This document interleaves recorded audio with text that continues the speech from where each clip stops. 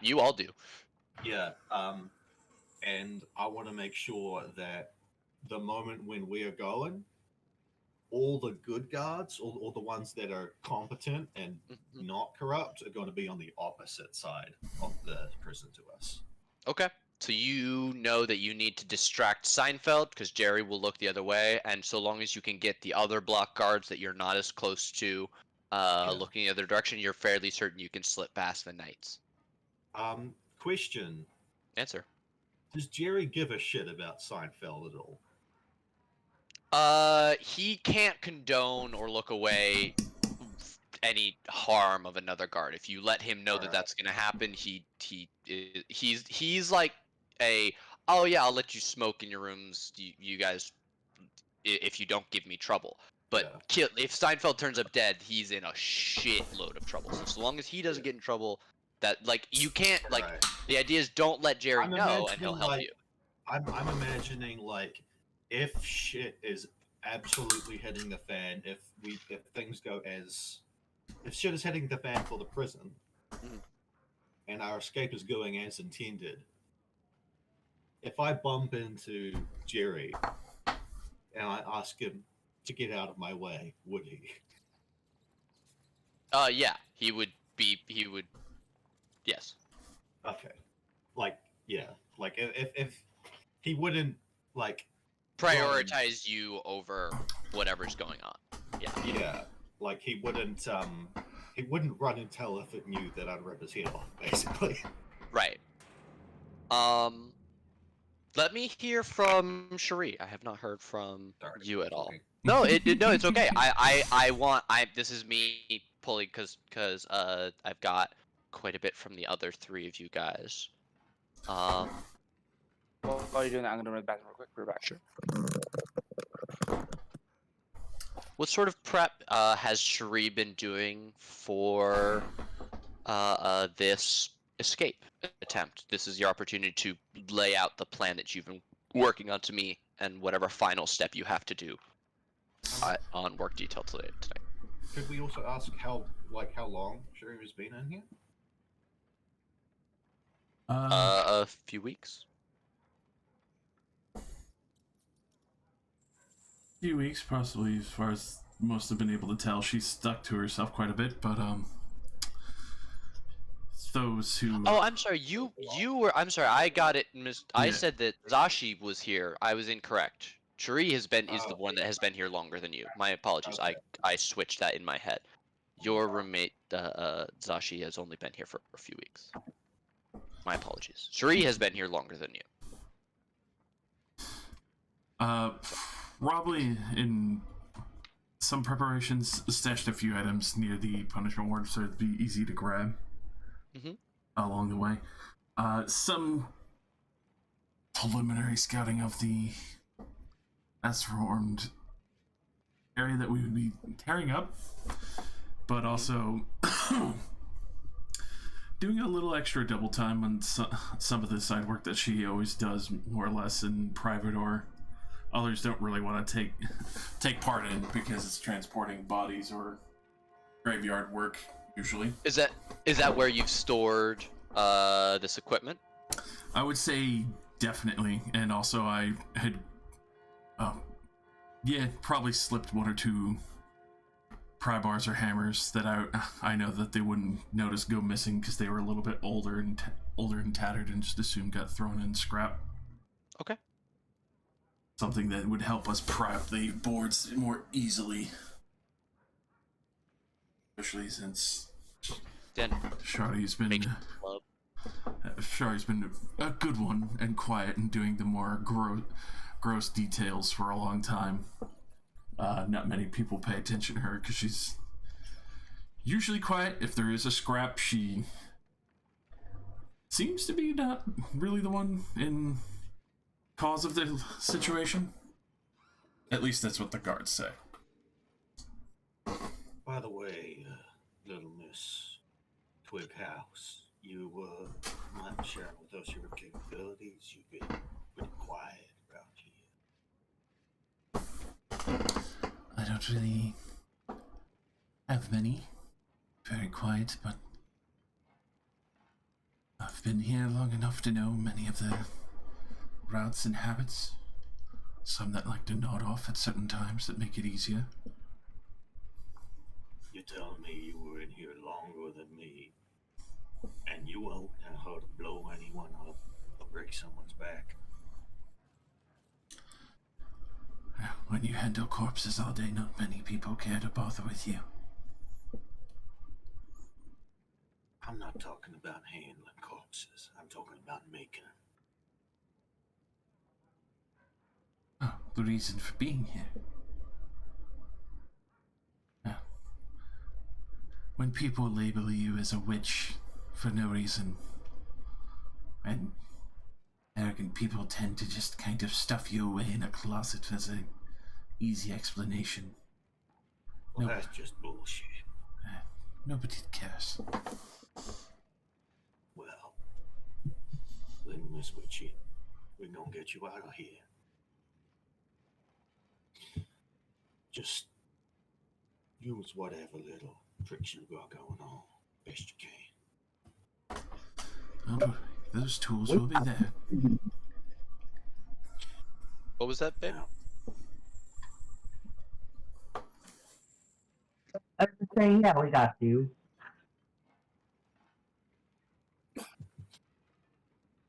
now I was thinking about particularly our escape from the island itself rather than just the prison. Mhm. So, would I have been able to get any information on what ships will be available? I want to make sure that when we escape, there will be a ship that is capable of being crewed by just us, preferably capable of being crewed by a few less than the total people that we're attempting to escape, just in case. So, you all know at least a little bit about the island that you're on. If I take you guys to the world map, you are all here on an island called No Man's Land. It has been a front of the war for the last 100 or more years. The battle lines have shifted back and forth across it many, many times, as often ago as 7 years ago. This island was under the control of the Galler Stub, uh, which you assume also means they were in control of this prison. On No Man's Land, there are only two settlements. There is the town of Wolfstone, where the families of the guards and those guards not currently on duty stay, as well as a very bare few merchants to supply their needs. There is a larger trading post on the eastern end of the island that trades with the military and any ships that come by. You're not able to easily get dispatches from No Man's trading post, but you know that the town of Wolfstone, unless you were able to get there incredibly quickly and steal a ship, would not be a hospitable place for escaped prisoners to go. So you're banking on there being a boat that you can buy or steal in No Man's trading post. It's hard to. Sorry, the I'm confused. Yes. Trading post in town different. Mhm. Yes. So there's Two really settlements. so two settlements and the prison. Yes.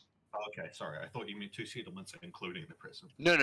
I'm not counting the prison as a settlement, really. I guess There's a you could bunch of say it is a settlement. It's a Um, definite. I don't care, and it's not important. no, just one clarification. Yeah, no So fair. the where is the trading post in relative to the prison? The trading post would be east, about 18 miles from the gate of the prison. All right, and um what's the biome and terrain in between us and there? The area around Prison Wolfstone is somewhat marshy. It's wet grasslands that are fed by the river that has been formed into a moat around Prison Wolfstone. Alright. But as you get farther out, the grassland dries and becomes much more arid. There's only there are not any forests or anything like that in between you and the prison. Actually, let me take you to. I should have just gone here the first time. The map of No Man's Land. Mm.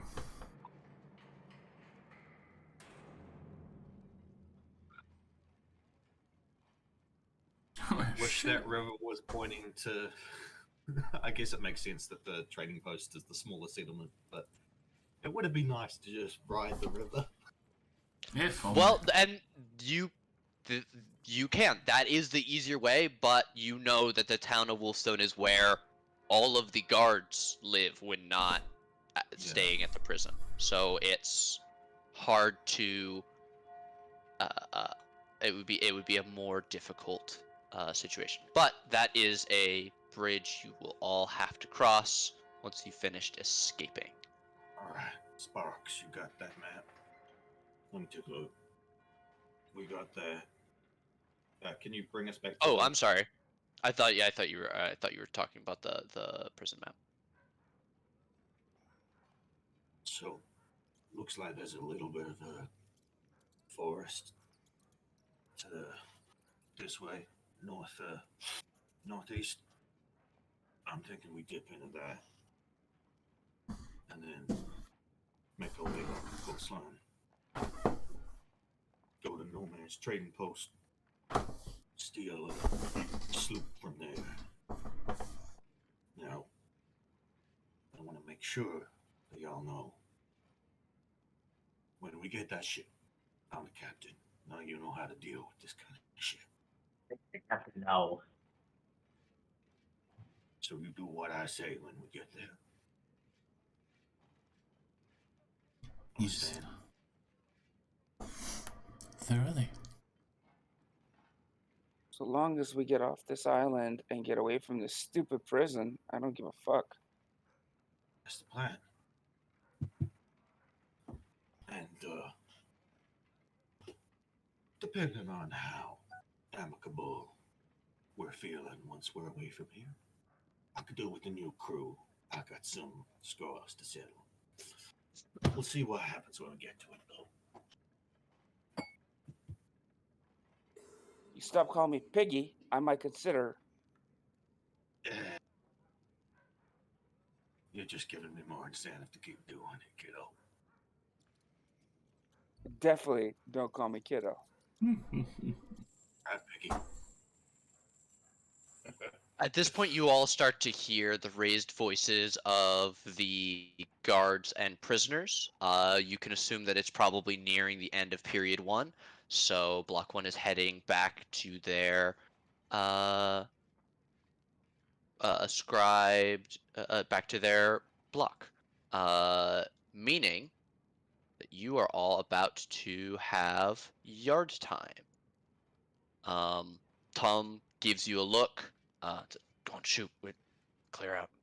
Might want to bring us back to the map, but yeah. Yes, I am. Cool. I was in the midst No of. problem. I was just making sure one forgot.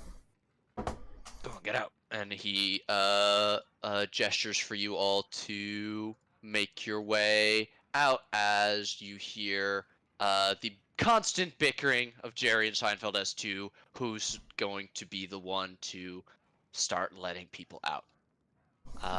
The classic rock, paper, scissors game once again goes in Jerry's favor, and it is the grumpy Seinfeld who bangs on the gate and says, "All right, everyone line up against the wall." And you all know to Where is line that? up single file right here next to this last locked door.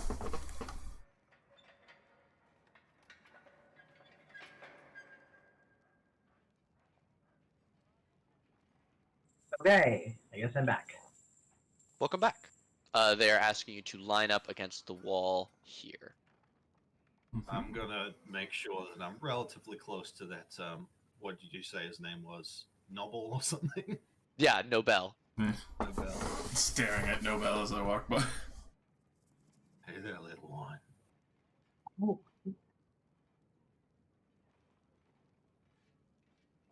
All right, come on, single file. And Seinfeld begins to lead the way out into the yard.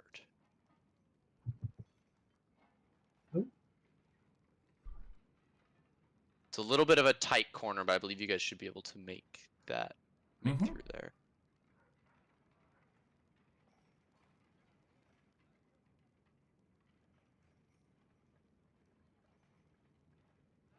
I'm just sort of, as we're going out, I'm just going to lean back towards Nobel.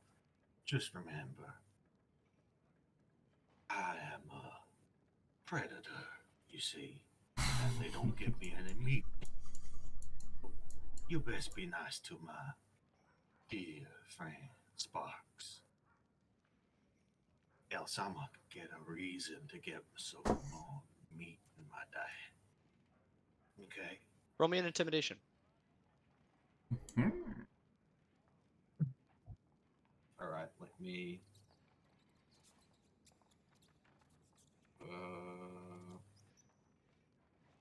intimidation is a beepy boppy. Not the best roll. Uh, uh, uh, uh, uh, There's a can't. good boy. Pat him on the shoulder, just like a little bit too hard. Cringes completely, nearly falls over. And as all, I imagine you hung back with Nobel near the back to say that. So Jerry kind of gives you like a look as you follow them out, Hey, and Jerry and Seinfeld gesture for you guys to head out into the yard. Almost any recreational activity that you guys would like is fine. The only thing that's not allowed is brawling. Hmm. yeah. I'm gonna be working out and maybe finding somewhere that's a little more shaded to keep getting my claws nice and sharp. Sure. The most wooded part, the tallest trees are here, over on the eastern side. This like clump right here, actually near where Nobel is going to sit down. It's one of the nicer parts of the yard. But you would also be able to do it so long as you were standing near Jerry, so that you could be technically being supervised.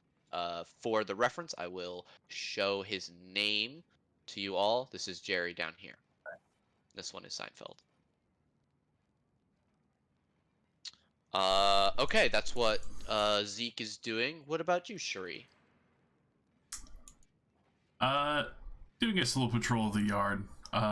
Eyes glancing towards Nobel as well as the other guard in the corner here. Mm. On occasion, seems to occasionally sift through the dirt, looking through various stones that are out here. Maybe, possibly sharp ones. Okay, give me an investigation. Uh, they do regularly bring boulders in. One of the details of labor patrol is if there's no repairs to be performed around, they will literally bring in stones from the surrounding marshland, rolling them sometimes through the main gate if they're large enough, or carrying them if not, uh, and have them be broken down by prisoners in the yard so that they can then be used to add to the fortifications of the walls. Um, you find a couple rocks, but there's nothing sharp yet. You do find a few pieces that could become sharp if you were to take the time, but you'd need something like a file or something like that to do that. Mm. I just sort of see Shari and then just sort of catch her eye when she's looking up and just beckon her over with a clawed hand. Make sure that none of the guards are looking at us, but casually make my way over. Huh? You looking for something sharp there, Sticks? A few things here and there. Take your pick. Something hard, something that's not gonna break when it adds a line across the guard's throat. And give it to me. I'll be sure that it's ready for you when we get going. I'll see if I can find one that's the right size then. Good girl. Okay. What about Inafina?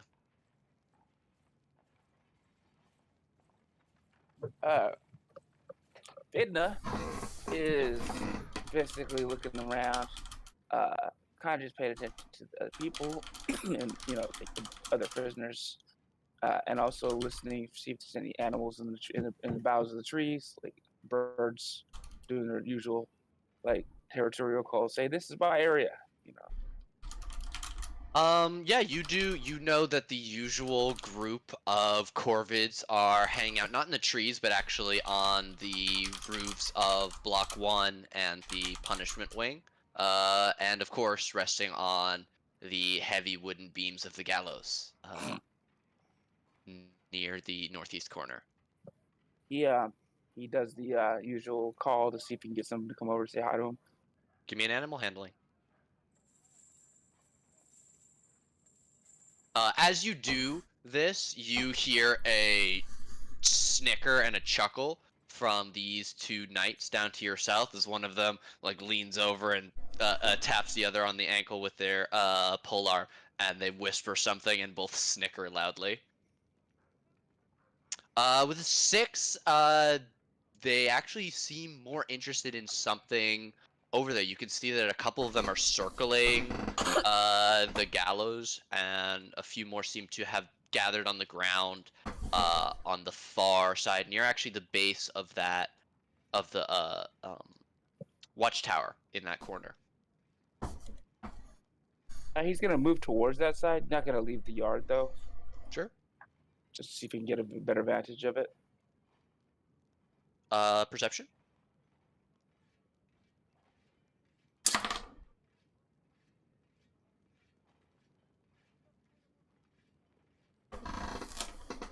It looks like the crows have possibly cracked open one of the wooden caskets that are stacked over there. There were a few executions earlier in the week, and it seems like they have not fully gotten rid of the bodies. None of the wagons have come to pick up the crates. You realize that there are actually quite a few caskets here, as it's been some time since they've come to pick up the bodies.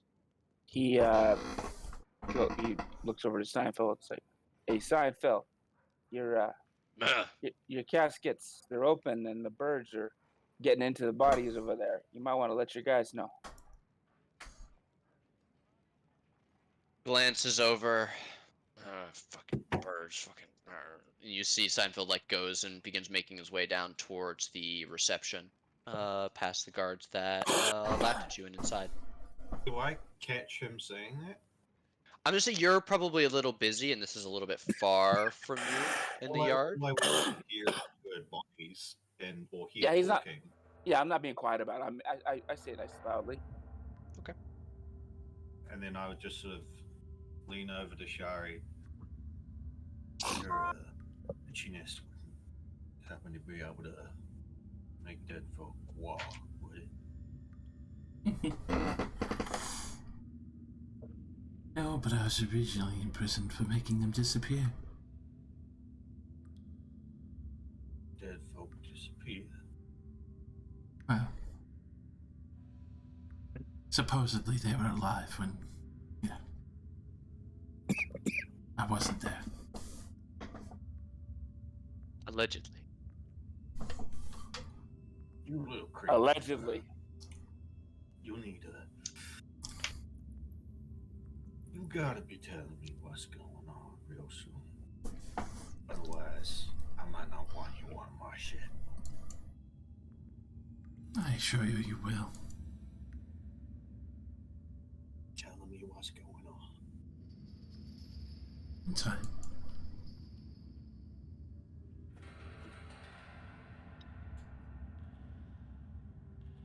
Okay. What about Zashi? What about ZZ? One Zaza. sec, my mouth is full. Oh, hot. Ah, mud pies, delicious. Zashi's just eating dirt voraciously. Just hands and knees. Just, fucking sanctuary ass looking motherfucker. He is probably like sitting somewhere and writing, enjoying the free time out and about in the air. What are you writing? Are you, is it just writing? Are you sketching? Is there any, No, she's writing. like a journal? Yeah, like just kind of keeping up with her own life, like so she doesn't go crazy. Yeah. Although Wow. she seems distracted, like different, like she's more distracted than usual because she knows what's going to happen later. Mm-hmm. Okay.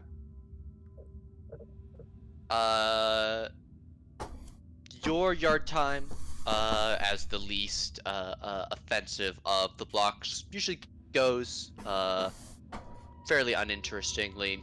There are very rarely any brawls. Panzever is not one to start a fight. You're not even really sure what they did to get in here. Winfred's even more of a lone wolf than any of you, and Nobel couldn't fight their way out of a paper bag. Zeus and Zeus have been known to cause a little bit of trouble, but so long as they're together, normally they only cause trouble for each other. And you can actually hear them bickering in Gnomish near the northwestern corner through much of the your 4 hours in the yard. Zeke, you said you wanted to work out. Yeah. There is like minimal workout equipment, like heavy bags of rocks and things like that. There aren't like barbells and weights per se. They don't really trust you with that, but there are specifically sized rocks and larger. There's a very like not polished but hand smoothed log that is Yeah. far taller and larger than you are to lift or flip depending on the type of workout you're trying to do. I'm just generally trying to make sure my muscles are in good shape, that I'm in a position where if I were to say exert myself later on, Mm-hmm. I would be alright. Okay. Here's a question. How much of an athlete is Zeke? And let me clarify what I mean is like, is he the type to stretch? Are we getting Lion Man yoga? Or is he or does he go over and cold start like pumping, you know? Not like he does stretch, and again, he is sort of more tiger than lion, so there is a litheness to him. Sorry, tiger, my apologies. No, you're good. So he's like a little more, a little less just absolute beef. I mean, he's very beefy, but there is a slight element of elegance to him when he's sorting himself out, and he is definitely warming himself up a bit. He knows his body. Okay. So You're not. Are you quite yoga, but okay? You're not like pushing yourself. You're trying to make sure you're warm, making sure that everything is loose and working, yeah. getting the lactic acid out now. Okay, Yeah, great. normally I would push myself pretty hard, but I know what's coming, and I want to make sure I have the energy. I'm just making sure everything's in working order. A checkup, so to speak, Okay. before the road trip. Here's the question: Do you get anybody to spot you? Fidno would actually come over and just assist anyways, just out of because he's also an athlete. Sure. Weight And, corner would be down here. Yeah, he would after he let Seinfeld know about the birds eating at the dead bodies, he would come down because he would actually want to warm up a little bit too, and he would see Zeke starting to work out a little bit, and he'd spot him.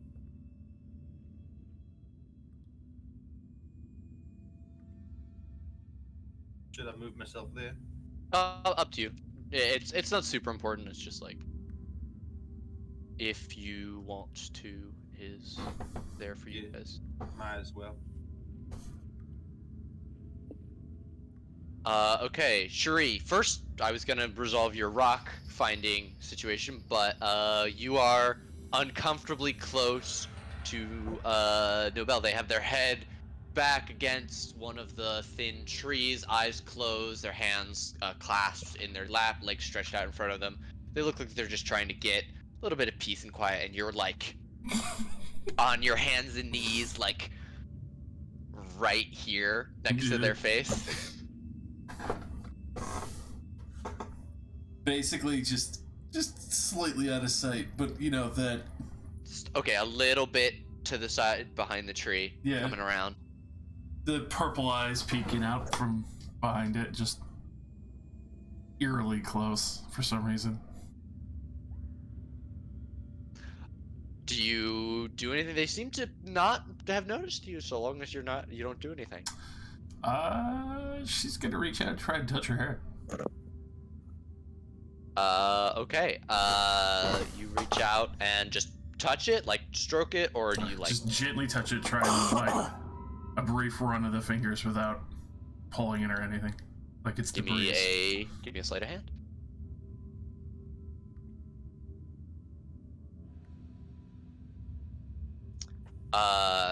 They blink and like go to brush away what they think is like something small, and as their hand makes contact with yours, they sit up with a start. Go, ah!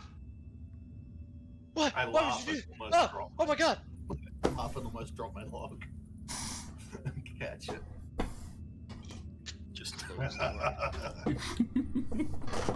Yeah, almost several of the guards also burst out laughing as does Panzifer, her high lilting laugh. And Nobel stands right up to their feet, face flushing from the bottom up, bright red. How dare you? What? Get away from me, you cretin! I just take the log and like stand it up on me, and then just sort of sit up, and then just like make eye contact with Nobel over Shari's shoulder through the trees. Just like a little bit of a grin. But very nice hair. It doesn't give does not give you permission to touch. Guard, did you not? I swear. Shut up, Nobel. Nobody cares. Oh no, we'll throw her in jail. Oh, we're already here. That gets a laugh from several of the guards as well. What? You want to send him to the punishment wing for hair touching? Then all of us would be there.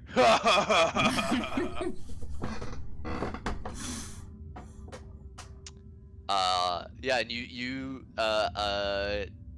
like see Nobel bright red goes and makes their way over across the yard to speak to Jerry, and after a few moments Jerry does escort them back to their cell before returning without Nobel.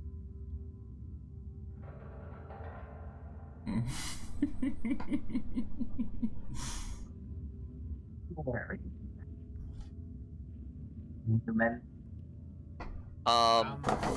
As you are I had a question about who was the individual who was relatively quiet and we didn't know what they did, but they'd been here a while.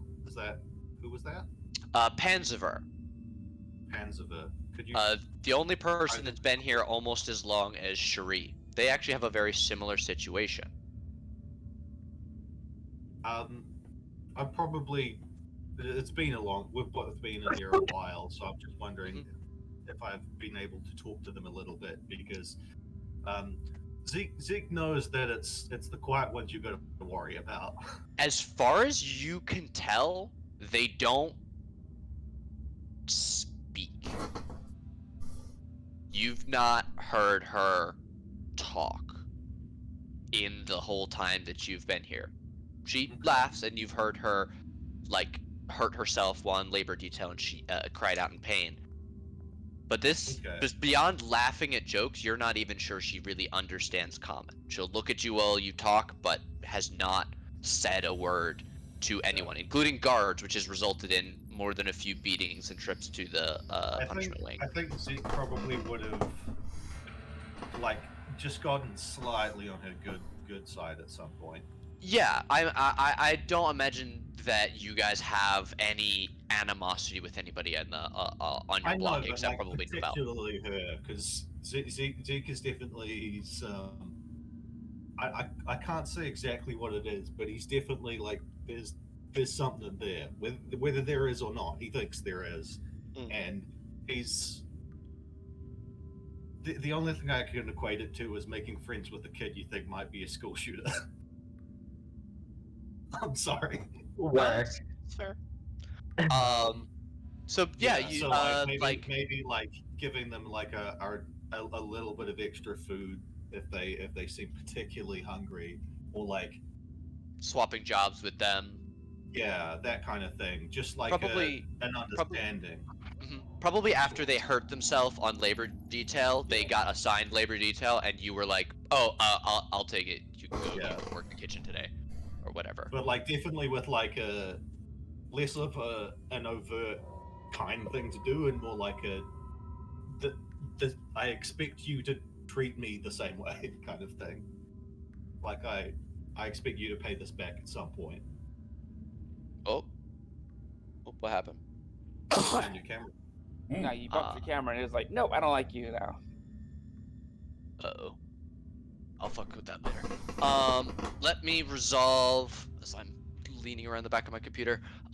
Don't pay no attention to the toner of the DM's voice. Shuri, can you give me some, another check, either investigation or perception, to look for that specific kind of, rock? I will do a perception. There we are. Much better. Give me a D2.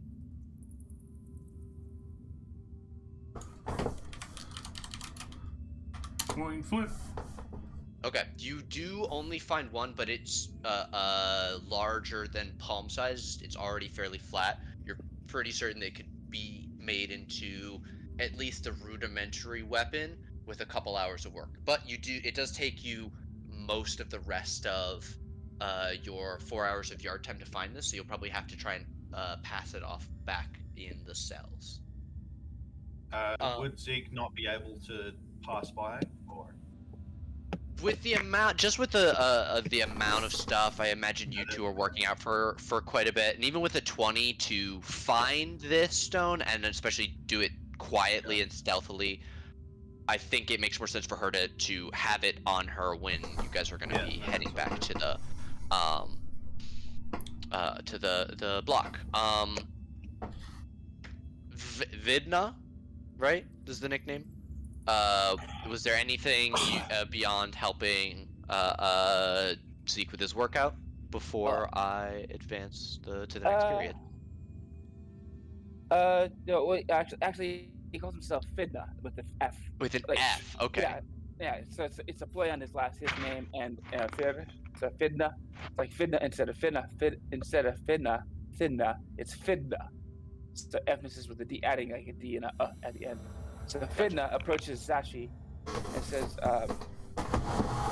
kind of like, is the guy next to us a dwarf? No, actually, that is the one thing I did not mention. There are no dwarves in this world. Oh. It's the only race I didn't use. They're all dead. The tokens are dwarves. Well, no, it's just a hairy man. Okay.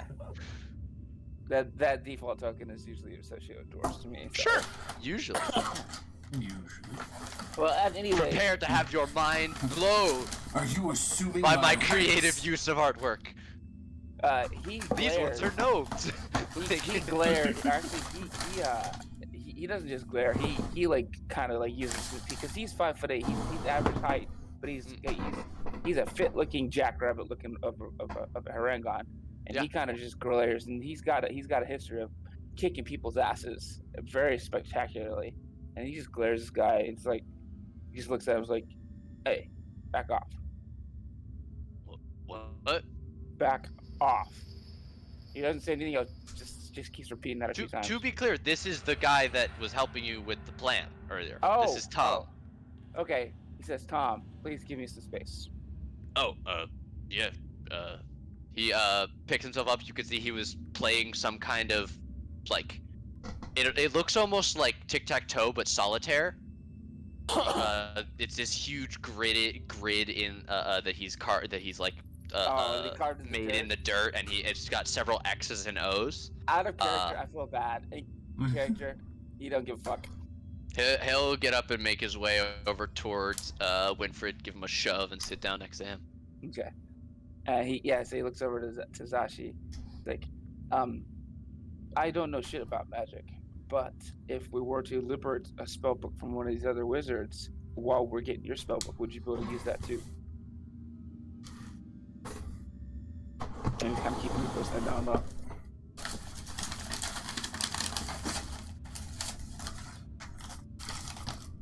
It'll probably be a question for the DM.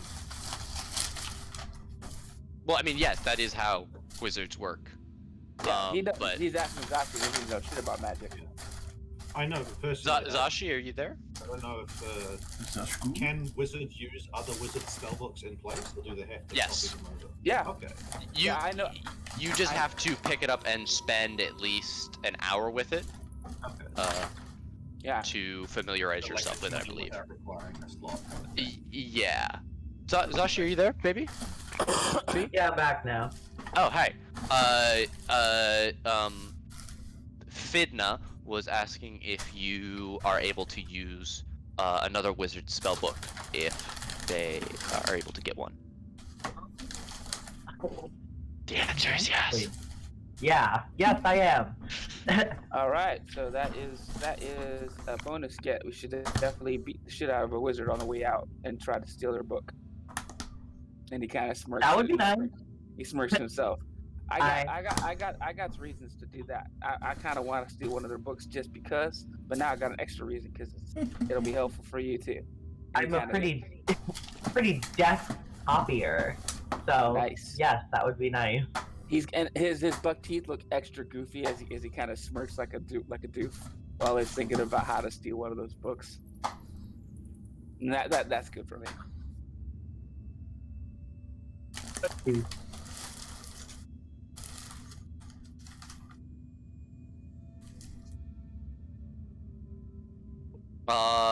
And that brings us to you, Zashi. Beyond writing, there was a time when Tom came over and sat by you, but he didn't really try and make conversation unless you wanted to talk. He seems fairly quiet usually as well. I was taking a little bit of enjoyment from your own silence. But is there anything else you wanted to do with your yard time?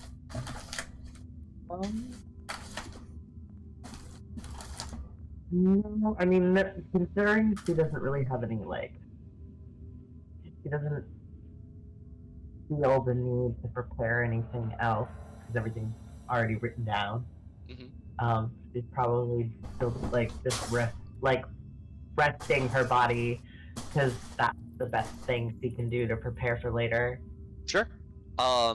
If anybody else would like to establish a relationship with any of the guards, this is also a great opportunity to do that.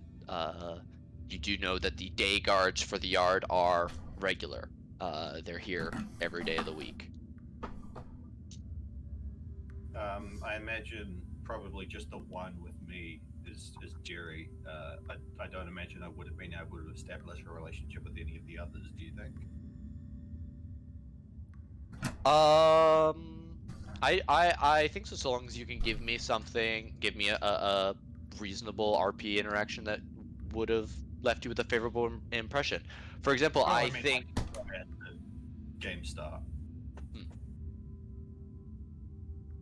No, that's what I'm saying. Like, tell me a story. How did you win one of these other guards over? You know, what did you like? Yeah, you've bonded with Jerry over. He's been your jailer for the last, year and a couple months when you got moved to Block 4, and you have helped him out. You've like been like, look, if you help, if you don't mess with, if you don't get in my hair, I won't fight the other prisoners or whatever. Yeah. Yeah. So.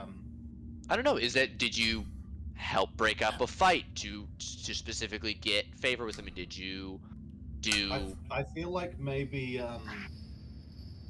something that might have happened is like the guards were coming around with food, and maybe I was with one of the other kind of approaching bruiser types. In probably one of my other cells before I was moved down to this cell. Yeah. And basically he tried to cause some trouble, and I was just fucking like just mad because it would mean I would take longer to get my food, so I just fucking dicked him, and then just sort of gave like a nod to the guard, and I kind of, not necessarily intentionally, but byproduct, probably saved his life, if not at least a couple of his bones. Yeah, it was very much a decision where you did that, gave him the nod, and then when you got over to give you food, he gave you a double portion and gave you a nod back. And you've sort of had that. He's not definitely as close to you as Jerry. He wouldn't look the other way if you broke a rule, but he's definitely not messed with you at all since then. Let's say that was this corner guy down here. His name is going to be Herzog. Herzog. I came up with that name all the time and named it as easy. Hey, It's a good name, Herzog. it's a good one. Is he like orcish or something? Half orc. Okay. On his mother's I side. think he definitely like respects, like he likes his tusks. But it's definitely like egging him on to grow them out as much as you can. He always complains about the warden's restrictions on tusk length. Yeah. It's like when you're a dude with long hair and you see another dude with long hair, and you're like, never cut it. Don't ever cut those bootlegs. Okay. Yeah, it's just like, you're gonna buy a motherfucker one day. Feels so good. Near the end of yard time, you do hear and see Seinfeld come back out from the off and say, "All right, let's get back. Come on, line up. Start heading back to Block 4, inmates." And he says, "Foolery, come here." Universally, the guards refer to you all by your last names or derogatory nicknames. What did he say? Foolery. Okay, sorry. Foolery. He said foolery, as in like fool. Oh, like tomfoolery, yeah. Yeah, What's this tomfoolery? Jerry starts waving his arms as you will start making your way over, unless anybody does not.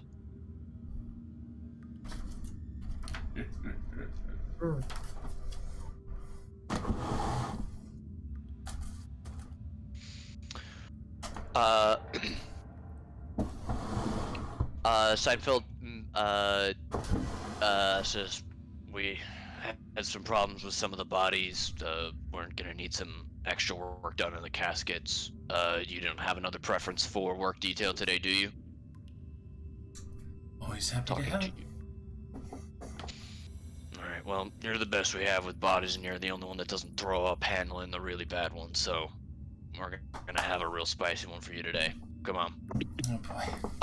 And he does take you back to the block, but he has let you know that you, at least, will have an assigned work duty near the gallows today. And I'm just gonna move everybody back into the jail.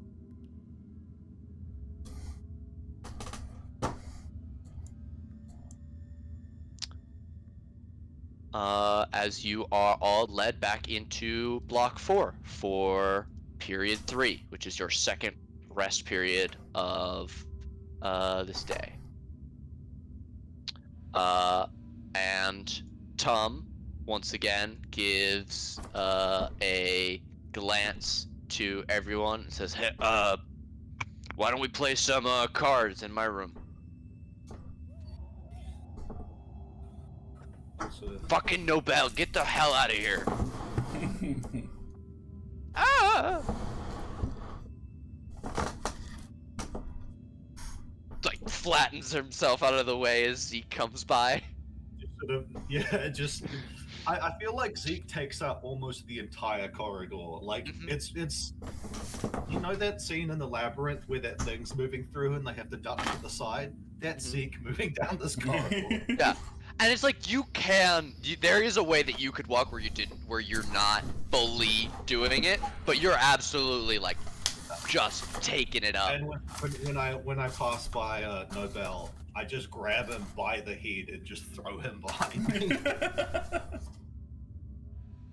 Give me an athletics. All right. Like not fast or far, but just like grab and push. But yeah. Yeah, mostly a shove, but yeah. Oh yeah, then Nobel goes stumbling 10 feet and catches himself on one of the doors. This is harassment. I'll have you move to another block. I wouldn't do that if I were you, little one. Ducks into one of the other rooms, and as you like look up, you see Pensiver there, just kind of looking at you. I just sort of give her a smile and a nod, and I just got my pipe out, ready to light. I'm just sort of looking at her. You want puff or? Shakes her head, and moves past into it's like does the same like squeeze past you and moves into the same room as Zeus and Z's. Yeah.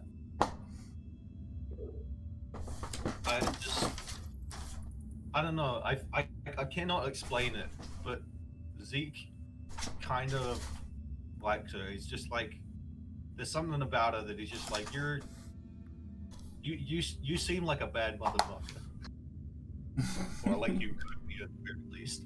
And just sort of as she's going past, he just sort of leans down and kind of whispers, you know, if anyone needs taken care of, just point me at him. I'm getting a little hungry. They don't feed me enough here. Pat her on the shoulder. She gives you a nod and a very small smile that you're very familiar with. It's just like that faint uptick to both sides of her lips that are pressed pretty tightly together. All right, little one, go on. Okay. Oops, sorry, is the door in a bad spot there? No. Okay. Just creeping along. Okay. Tom gestures for you to come in and then takes up his spot back in the doorway. He says, alright, they close and lock the door, and you hear the double lock of both the front and interior door, and the guards are now in their cage to the south of you. So, I gotta ask, and he steps back into the room. We're all gonna get into the punishment wing. How? After the distraction we all just run there?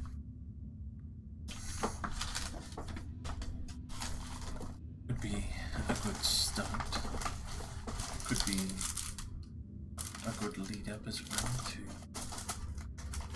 Well, be ready. I'll be on work detail, so I would be able to get The tools out appropriately on your arrival when I hear the screaming.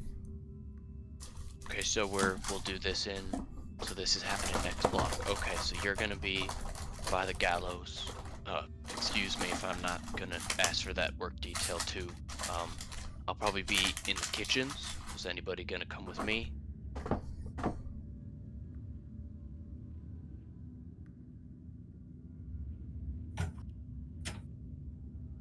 Alright, I'll be in the kitchens by myself. Looks over to Zashi. You're gonna be in the office then? Making sure we get our stuff. Do you need any help from anybody else for that? I will escort Zashi. I will come with you. Can you hear me? Hello, I can hear you now. Okay. What was that? I cut out. So, he's asking where everybody is going to be for their work detail so that they know, so you guys can all plan how to get to the punishment wing when the distraction happens. So you were talking about setting a fire to where they keep the hay. That would be outside of the kitchen. They also have stores of plenty flammable stuff in reception. There are paper records of all kinds and other equipment that's not yours. Zafi would go to the kitchen. I tried to speak up earlier when he had said that, but I don't think it got me. Got you. Okay. Okay, so the two of us are gonna be in the kitchen, and that's where the distraction's gonna be. What about you two big boys? Labor or sanitation? I don't mind too much either way. Well, someone needs to get Zashi's book from the office, right? Yeah, Is if we she wait. doing that? No, Zashi's gonna come with me to the kitchen. We're gonna set the fire. Yeah, I was gonna. Shouldn't I? Should I be closer to the office? Where would be closest That to makes that? sense? Yeah, the office work. We need somebody in there. I don't mind because then I can book it to the punishment to get the book ready for Zashi.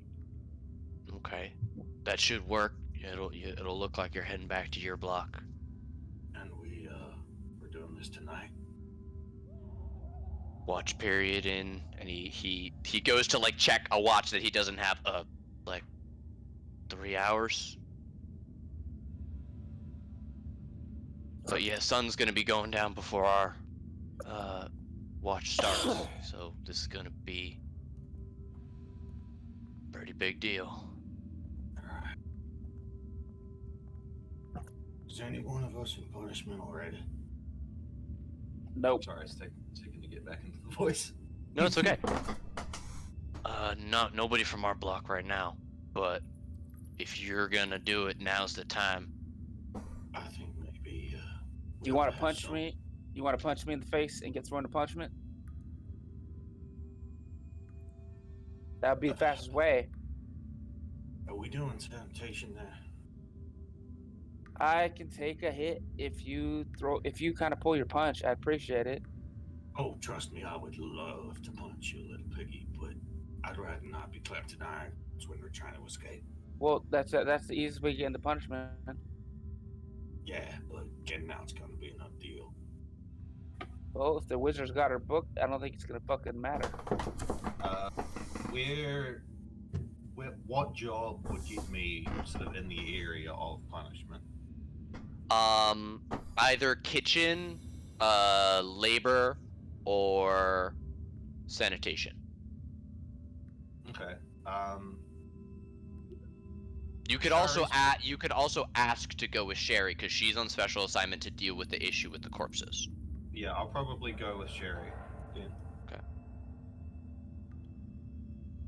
Be careful. I'll, You might not end up coming back for Sherry. Out of character. What, are you afraid I bite or something? I bite back harder. I'm sure you.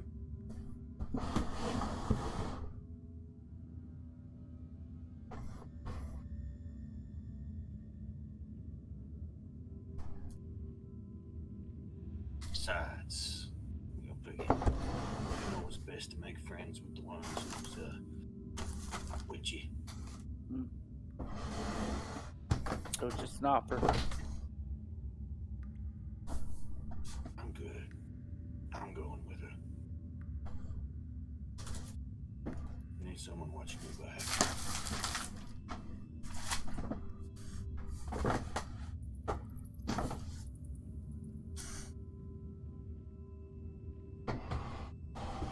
And that's all of us. We're gonna be talking. Kitchen with Zashi here. Shari, you. Sorry, not. Piggy, you gonna be in the office. Yeah.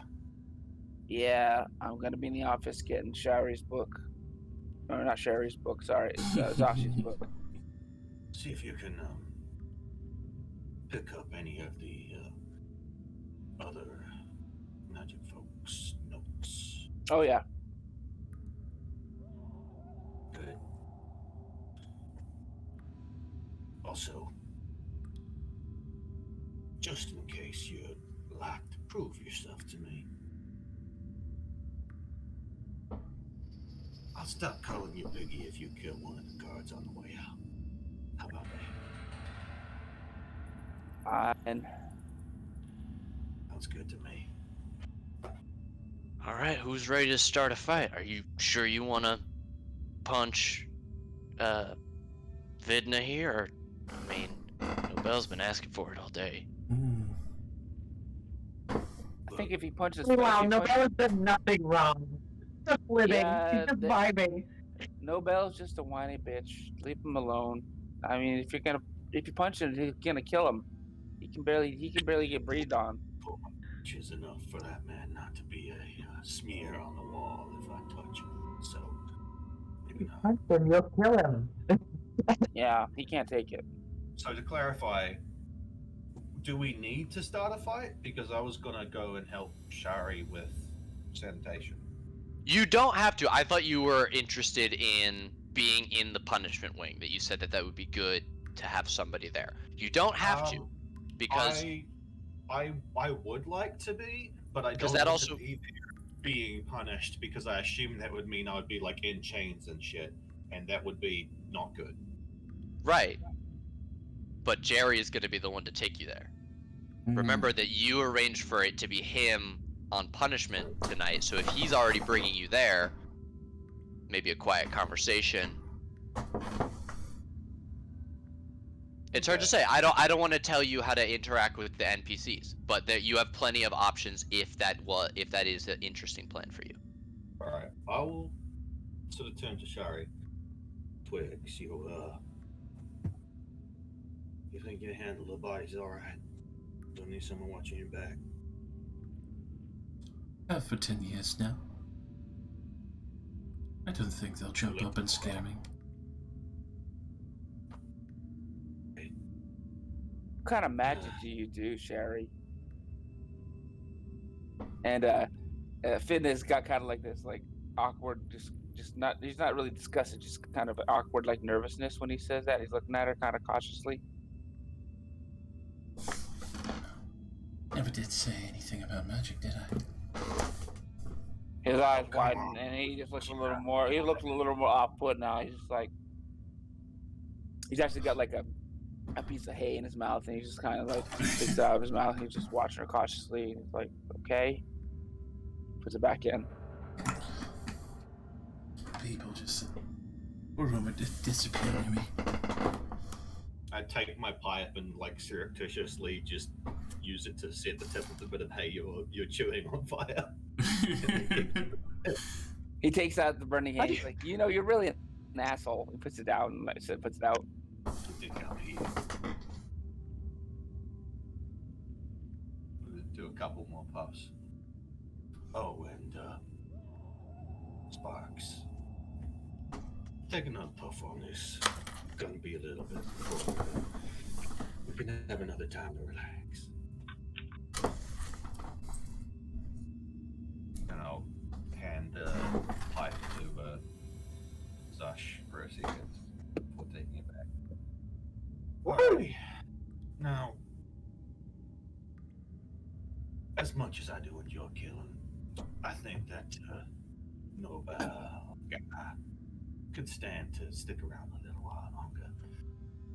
Is there anyone in here that we feel like needs pasting? Not in this block, but I've got plenty of enemies in block 3. Reckon I could get in there. Not before tomorrow. Alright. What if we just, we could fake fight. I mean, we get Cherie here, scream real loud. You throw me across the hall. I yell. You and Vidna, Give me a second. you know, grab and wrestle. I don't know. I'll be back in a second. I'll just sort of walk out of the room and then go over to Quiet Girl. I can't remember her name. Panziver. Here, I will show her name.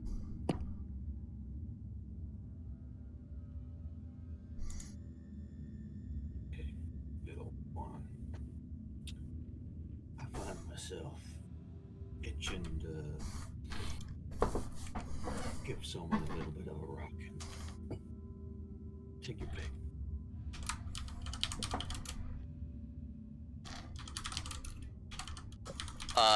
She smiles, steps, slides down from the table that she's sitting I on. almost have to completely sit down to be next to her, Eli. Yeah, she slides down. She's not super short, but yeah, she's 5'8" average height, for a half elven woman. 2/3 of my height. Yeah, and she just cracks her neck and points at herself.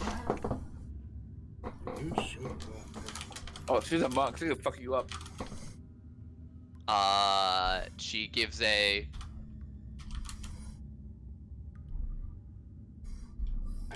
But Zeke is about to get Jackie Chan.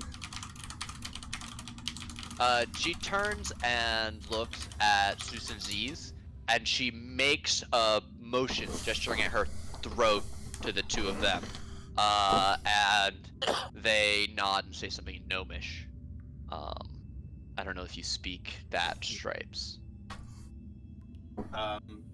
by the way, the question I had before, Leonin as a language, is that a thing in your world? Mhm. Yes. Okay. Cool. But yeah. It's very hissy and spitty. There's a lot of back throat noises. Also, the Instinct accent. resonant that kind of sound. Alrighty. Well, I'm gonna pull it as much as I can, but I'm sorry.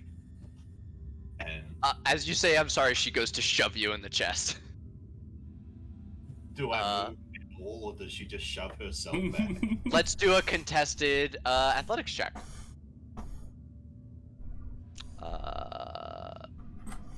14. That is a 14. So you plant yourself, and she shoves into you. She doesn't move herself back, but there is that meaty thud of flesh smacking into flesh, and immediately as she does, both Zeus and Z's scream at the top of their lungs.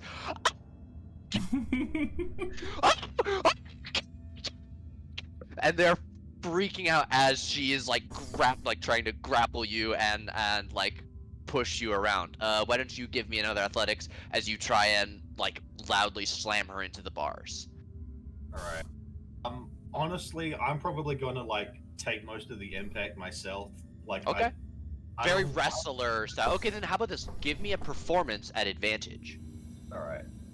As you Yeah. two spill out into the hall. They're playing it up kind of like WWE. Mm-hmm. This is an actual performance. Yeah, absolutely. Zeus and Z's continue screaming, and Tom glances back towards you all and go, Guard, come quick! As you guys continue wrestling back and forth. Yeah. Does anyone else go to say or do anything to assist in this performance. I'm gonna have them do one more roll. Yeah, running out of the cell, try and get in the corner like I got squeezed into it. Help! Oh God! Please! What's going on in there? I am going to, if I can, pass off the items that I have because I assume they're going to search me before I go into punishment. So. Yeah, we can assume that you got rid of that stuff So before. I will give the file to Shari, and I will give the pipe to Zash. Okay. Grab it on like a full bump and then just turn my face to the wall like huddled down egg shape. Shari, here's a question. Mm-hmm.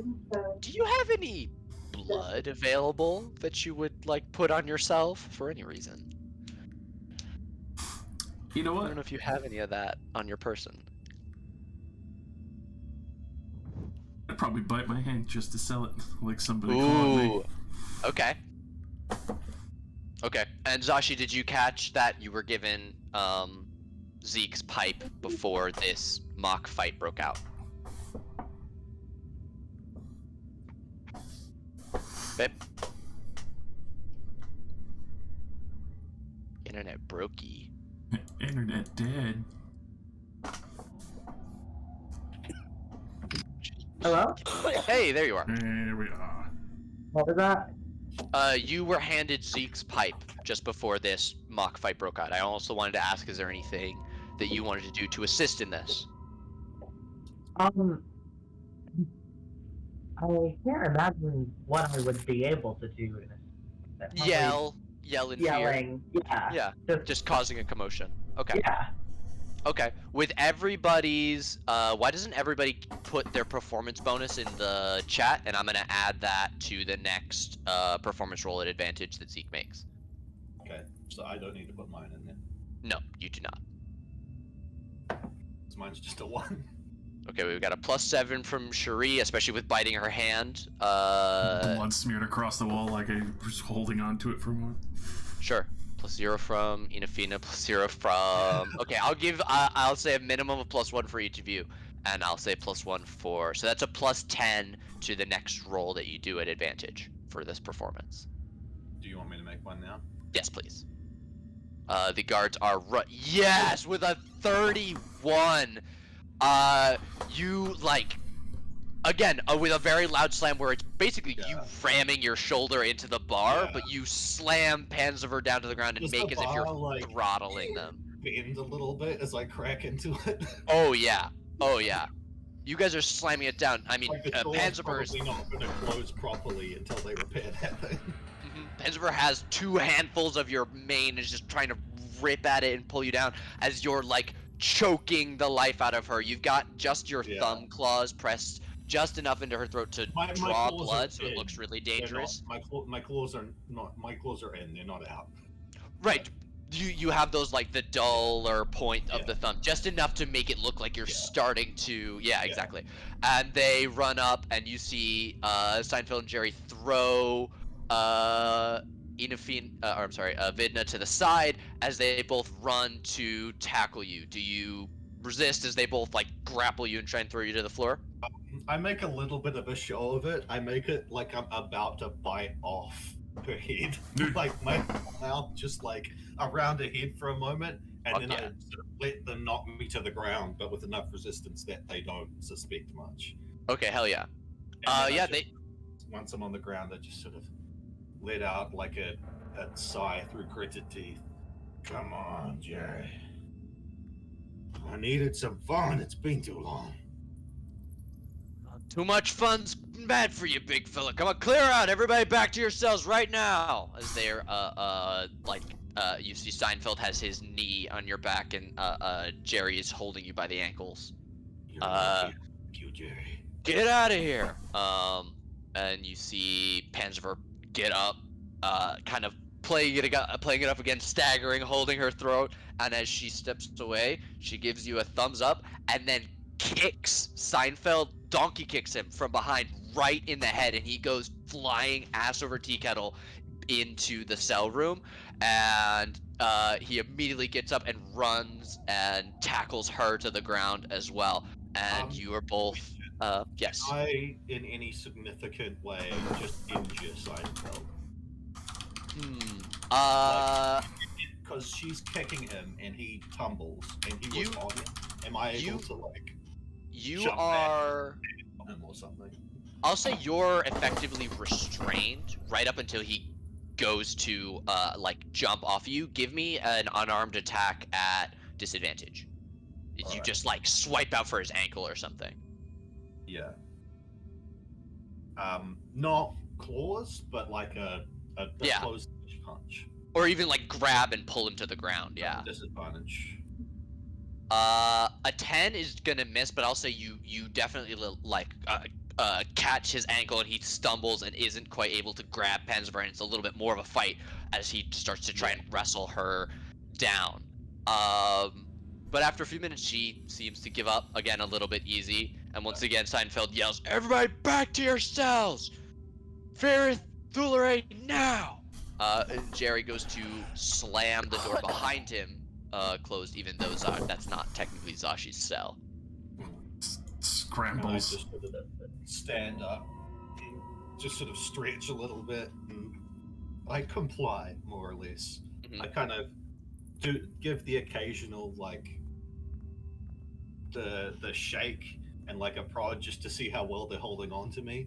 Mhm. Just like not Yeah. necessarily an actual attempt to escape, but just to fuck with them a little bit. Yeah, Jerry's got both of your wrists, but he's just holding them. He's not Yeah.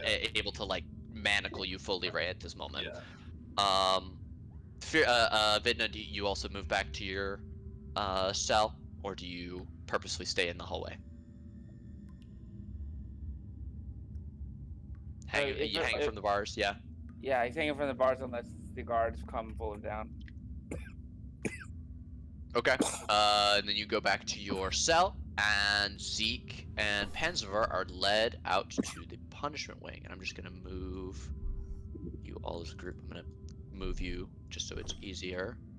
Put you back over there.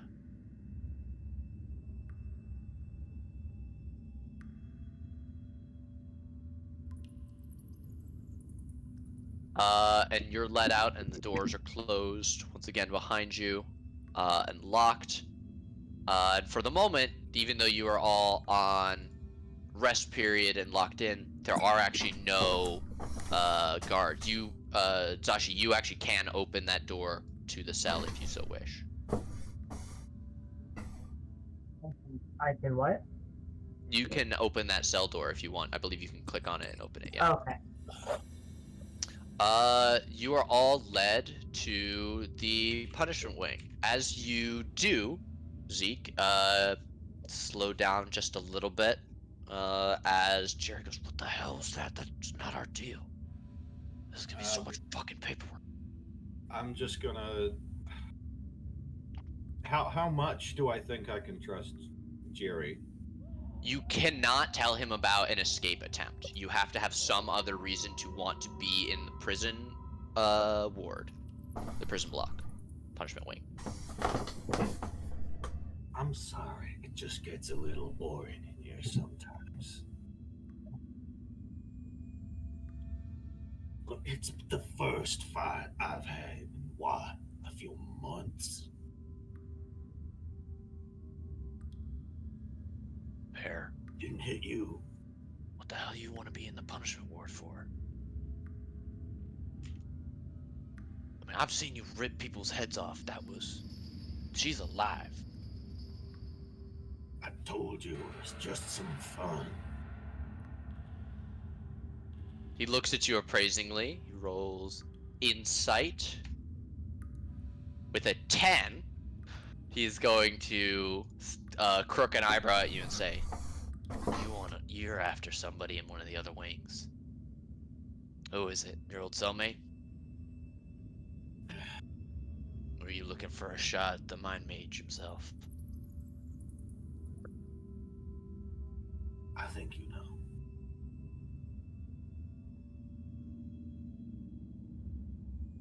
He glances and gestures for you to keep walking as Seinfeld is nearing the door to the punishment ward. And as you get a little bit of distance from one of the yard guards, he says, "Here's what I'll do. I'm already on punishment. I'm already in the punishment wing tonight. I'll stay and unlock your cell when it's just him and us. Beyond that, I'm gonna go out and take a smoke. I don't need to know anything else." You didn't know anything about it. Just forgot your keys.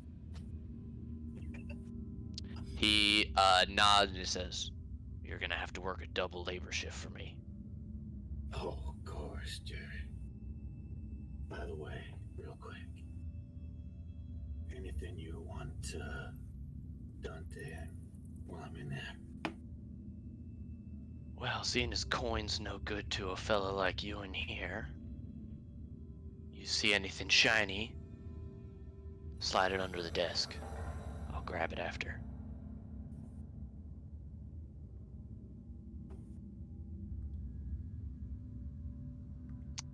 And you and Panzer are led into the punishment wing proper. You can see that there are the two other wizard guards on duty, as well as the warden that you recognize from day one. He looks up from a large ledger that he is writing in and says, "Young Ezekiel, it's been some time since I've seen you come through here. Yes. Fighting again. Well, we'll break that of you. Let's see, what was the last stay that you had here?" And he goes and flips back, and he does have to flip back quite a Yeah. bit through the book, actually, to find it. Zeke. Can I lean over and look at the book a little bit? And Yeah.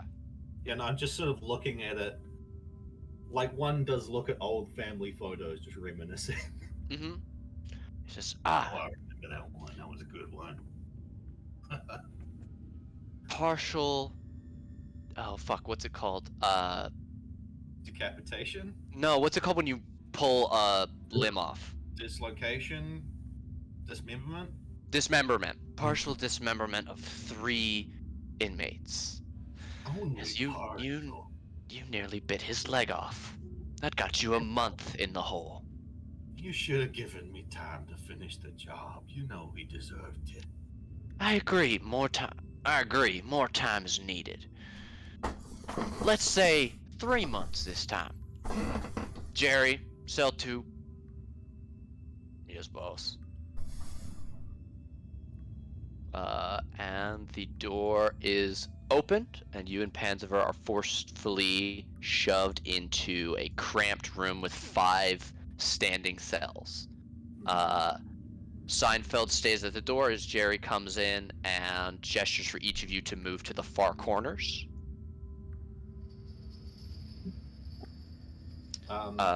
As we were passing by the guy, the warden. What, do we have a name for him? What do we? No, he is exclusively referred to as the warden, or the mind mage. Okay. The mind mage is a little bit too mouthy for for Zeke, so he'll just warden. But the warden, did I like? Because I haven't seen him in a while. I assume. Is am I able to like get a read on? Basically, Zeke just wants to figure out how to best approach the topic when it comes up. I mean, I understand that might not necessarily have any mechanical ramifications. I don't understand what you mean. Like, basically, when it comes to the warden coming through, he's like looking for weak points, looking for any kind of focus he might have, or whatever that grants him as magic, if there's anything like that. Or like if he's got a limp at all, or like a twitch anywhere, anything at all that could possibly be used to, even if not necessarily make you hurting him easier, just make it hurt more. give me an insight. But additionally, before I tell you what you learned from that, you have seen this person use magic before.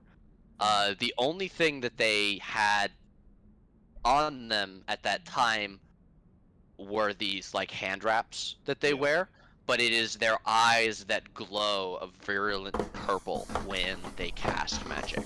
They're not a wizard in the sense that these guards are. Like it's coming from an object.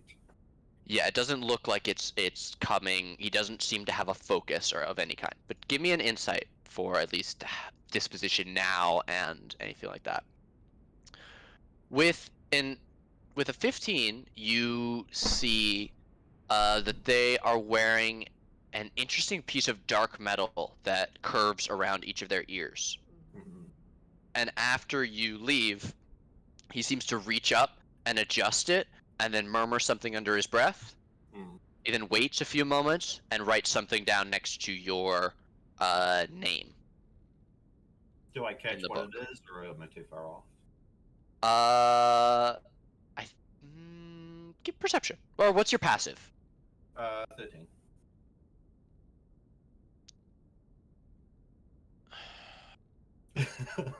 Sorry. I think it's too quiet. I think it's too quiet to catch. Well, it was more what he wrote down. I didn't expect Oh! to hear what he said. It seemed to be a single word, possibly approved. Okay. Something like that. Mhm. Almost as if he was communicating with someone else. That's the sense that you get, that he said something to someone, possibly Right. using whatever this item was. Mhm. Additionally, you see that the only weapon that they carry is a single, fairly ornate dagger on their waist. Doesn't appear to be magical or anything like that, but it is an officer's weapon, certainly. Jerry goes and puts each of you into these standing cells and closes the door. He then makes a big gesture of locking the lock and then hanging it from where the lock would sit on the outside of the bars, so that it appears, at least from outside the room, that both of these cages are locked. And he gives a quiet nod to you and a somewhat confused glance at Panzever, but Can I does give him like a look or some sort of nonverbal communication that she's okay? yeah, I think so. And so he would go to actually lock it, and you probably cough or something just to get his attention and give him another like small. And like a nod. Mm-hmm. And he look a little bit confused, but then step back towards and say, "All right, I got him from here. Head back to the block. We can't leave him alone." And Seinfeld will nod and head out. Jerry will step out of the door and close it, and then again you hear a loud like chains clanking. But from what he said he wouldn't lock the door. And I'll sort of whisper over to Pan. So, little one, I'm sure you can intuit the plan, but these cages, they make them anti-magic.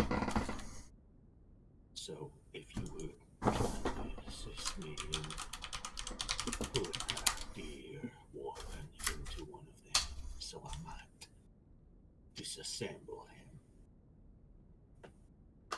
when he comes through. Follow my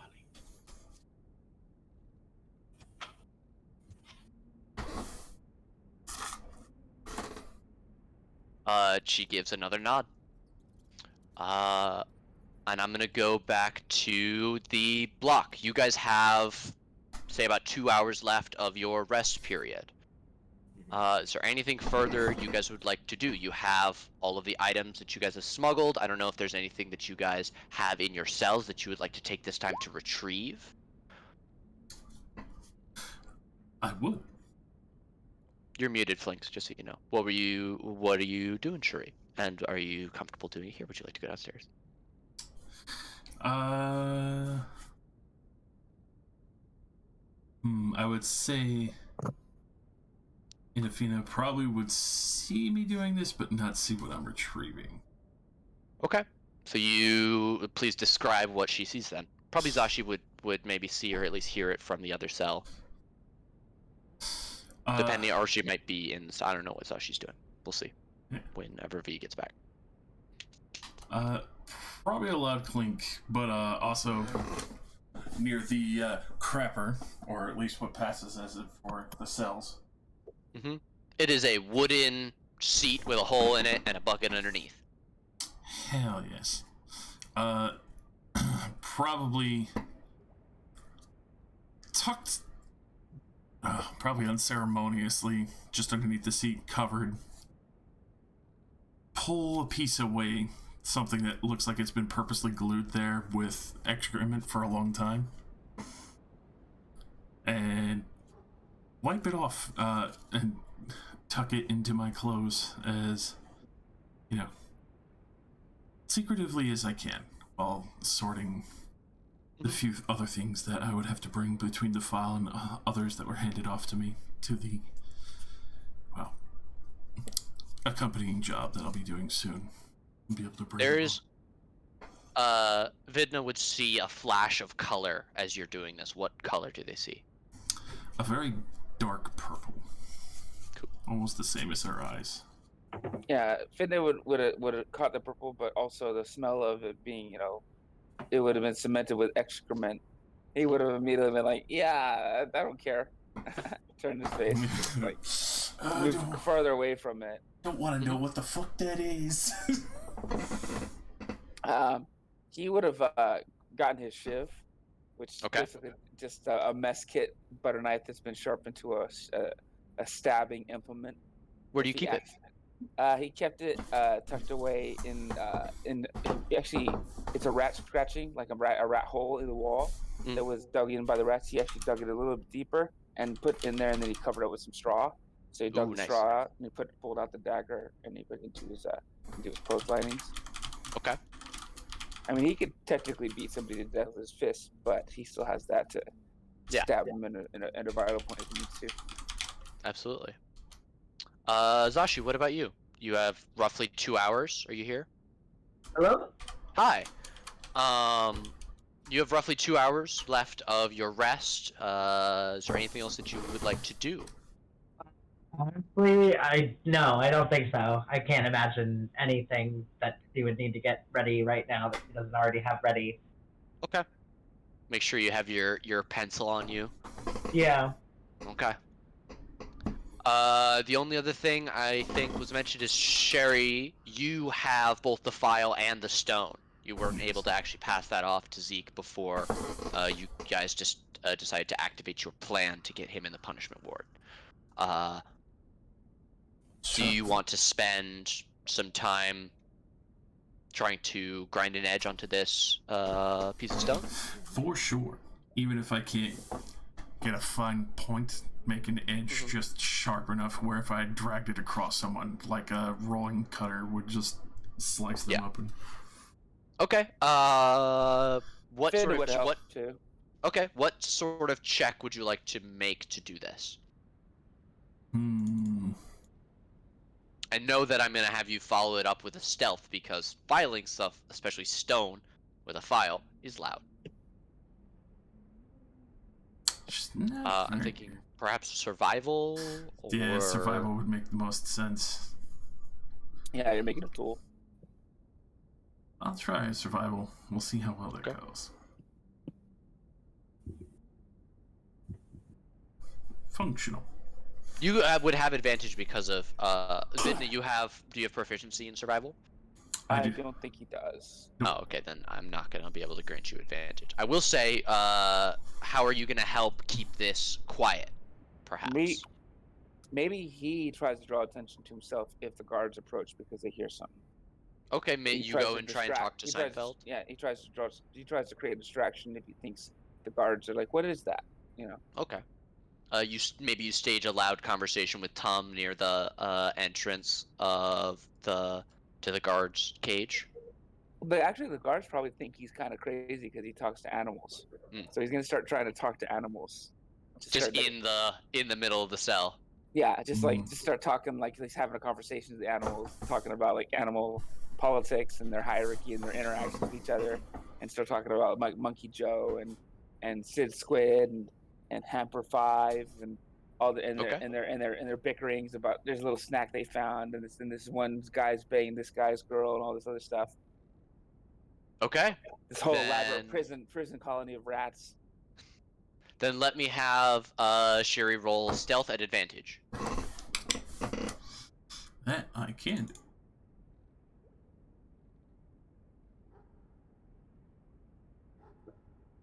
Very Boom. nice. You are able to very easily keep the sound down, and even when you do actually slip slightly with the file and scrape a little bit louder, Vidna is already uh, loudly squawking like a bird. Speaking of the Corvid hierarchy that is in place around the gallows, who gets first peck and whatnot. Who gets the first shinies and the eyeballs?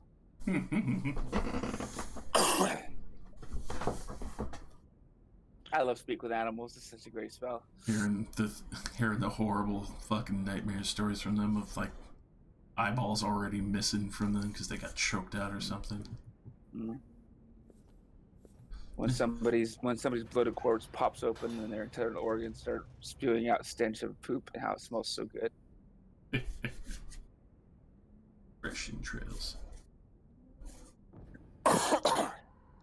You all hear the telltale sounds of raised voices once again as the work rotation, or as the yard rotation begins to happen, signaling the end of period 3 for today. At this time, the sun is nearly down, and as you are all let out, it is dark out across the prison encampment. Seinfeld comes and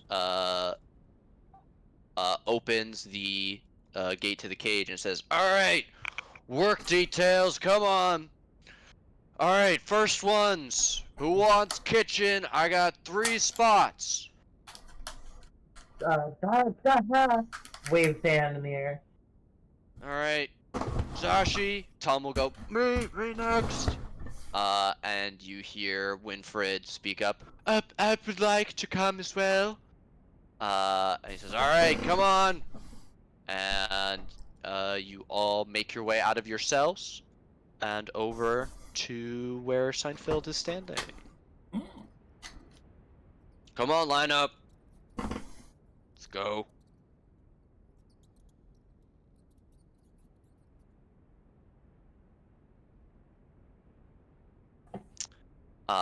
He very quickly will take you all, and I'm just gonna move you guys as a group. Fucking, let me grab them all.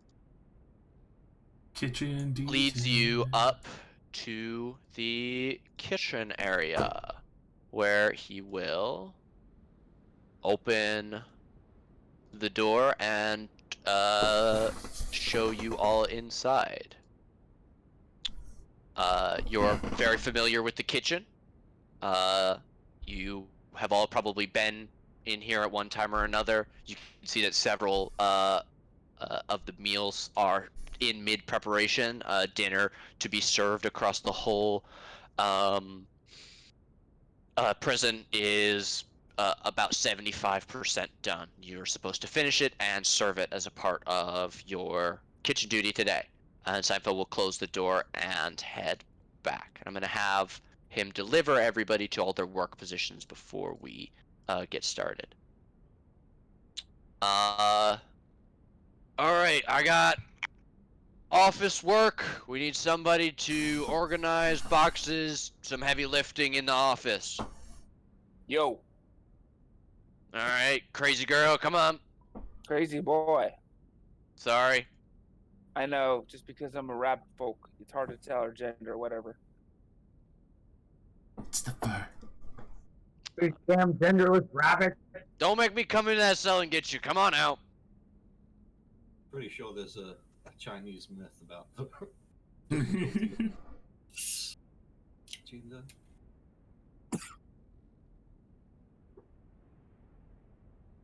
And he'll lead you Excuse me, sorry.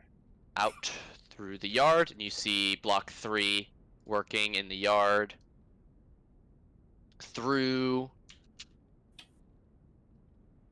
to the office. Oh, it's completely dark in here. I haven't put torches in. Whoops. Whoopsie.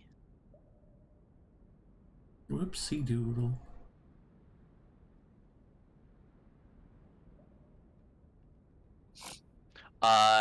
While you're here, you do see several of the guards making their way out as their night shift is going to be starting in a few hours, and some of the guards with shorter shifts are making their way out of the prison. You actually recognize the two other guards that were on punishment ward detail. And he will lead you down to the doorway here, and gesture for you to go through. Selena will be in charge of you today. You do what she says, and I don't have to scrape you off my boot.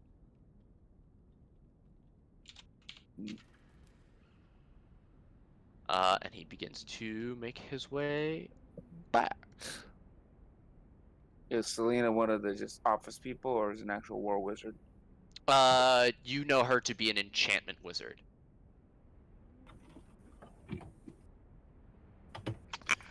All right. Final job. Who's left? All right, that leaves Nobel, Zeus, Z's. You're on sanitation.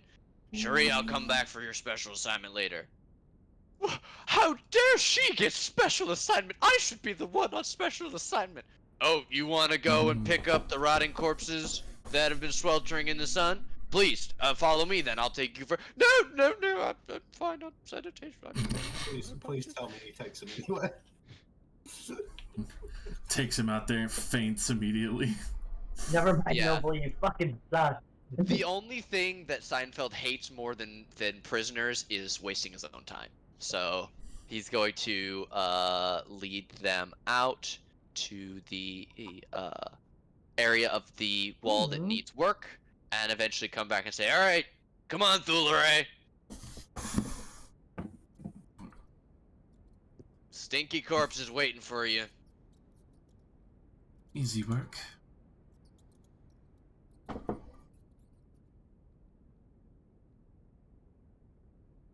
And we'll take you out, and I'll just move you with him to save some time.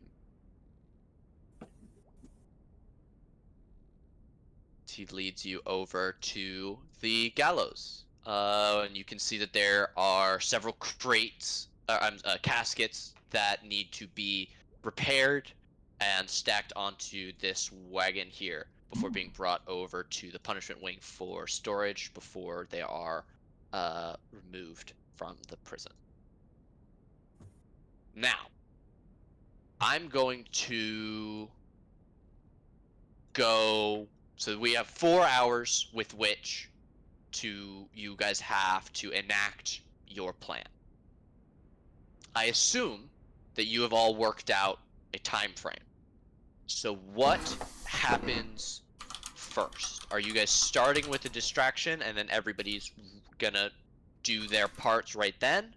Or are you going to prep everything and then set the fire first?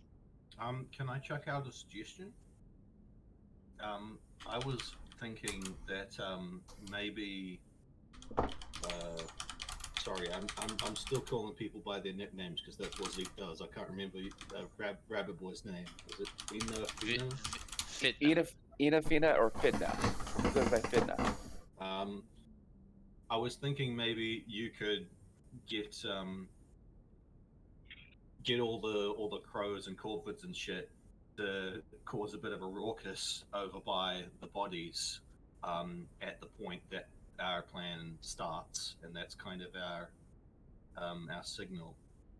And I imagine that could probably be heard because it's not a massive prison. Mhm. Like that could probably be heard most of the. Yeah, especially if they're really going at it. Like crows, especially, can be very, very loud if they need to be. I don't know if you I don't know if you guys, like you're from New Zealand. Like swooping season is a thing in Australia. Oh It's yeah, some of the 100%. it's some of the loudest shit you've ever heard. Yeah, and maybe because of that, we've also asked Shari to quote unquote accidentally crack open one of the coffins for them to go at, or to like Yeah. drop into the opens. I would imagine her probably prep work for Yeah. this is she takes all the broken lids off all the coffins Yeah. and is repairing them with all the lids off, so to prep a little bit of a smorgasbord. Yeah. Okay. So then, okay. And I'm imagining the sorry, I'm imagining Zeke he's taking his role as captain. I'm getting too in character. Sorry, did anyone else have anything they wanted to say? It's pretty spot on, honestly. Probably taking a few extra preparations with some of these bodies and make better use of them, just a little extra grotesque. And then the fire can happen, and then like the fire distraction can happen, and then everything else can happen like almost immediately after that. When panic is starting to happen, once the guards notice something's up. Yeah, and I have a feeling that Just to separate people out. Fidna would have established that these crows are easily insightable, and that he would have explained to Cherie, if you can expose enough corpses and you can whip the crows into a frenzy just by having enough corpses exposed, pulled out. So Yeah, this is essentially not even going to be a check to get these crows to do what you want, as they're already completely motivated. They're waiting for it. Yeah, they just need to have enough food out for them to go, what?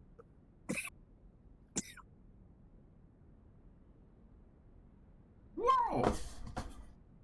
Okay, so then I'm gonna just do everybody's scenes one at a time, and they'll all happen at once. Let's start with Cherie and work clockwise. So Cherie, Seinfeld leads you over to the gallows. There are probably 5 wooden coffins that need repair and transport, not counting the one already in the cart. Alright. Easy enough, especially when popping it. I know occasionally they tend to flip over a little heavily. I would imagine, especially with that stomach's gonna pop with some tasty entrails for our bird boys. Be sure to be a little more unceremonious with some of this, knowing full well that they'll probably expect me to clean it up, but yeah, try to make it seem like I'm going for fast work, but made a few mistakes. Mm-hmm.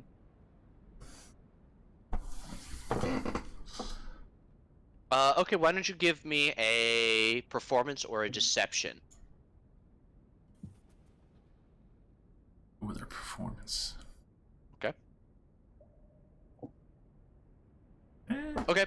You could tell that Seinfeld's not paying a huge amount of protection. Mostly what he's watching for is that you don't get too excited using any of the tools. There's a large axe there that he's keeping much of an eye on. You can tell he's a little bit frustrated because he can tell you're working slowly, but that's, once again, the only thing he hates more than prisoners is having his time wasted, and it's starting to get him a little bit grumbly as you crack open a third coffin instead of finishing the first 2 that you were working on. And the stench starts to get to him a little bit. I'll have him roll a Constitution save. With a 17, he goes, "Oh, I don't know how you can fucking stand that shit. Alright, but nasty." It's robust. Slowly turns sweet. Fucking creep. Are you doing anything else with the bodies? Probably to push him a little bit over the edge, like after knocking over one of the coffins, just purposely one handful of the guts, and like where I know that the gas would build up, squeeze it a little too hard to make that nice pop with a human organ. Oh, Oh yeah, there is a visible cloud of slightly yellowish gas that like emits out and kind of bursts up into the air, and he visibly flinches back and goes, "God!" and steps outside of the cage of the that surrounds the gallows. Just for funsies, I don't know if y'all know this, but gas buildup happens pretty quickly when something's decaying, and it can create a corpse bomb. Mm-hmm. Mm-hmm. And with a little bit of jostling, sometimes they will just explode. So I'm wondering if that happens. Probably when I tipped over the other one, which is why these things spilled everywhere. Yeah, Nice. Yeah, like a spatters.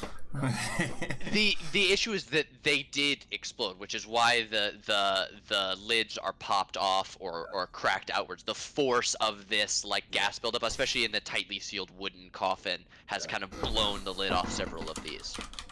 High or low to find one unexploded.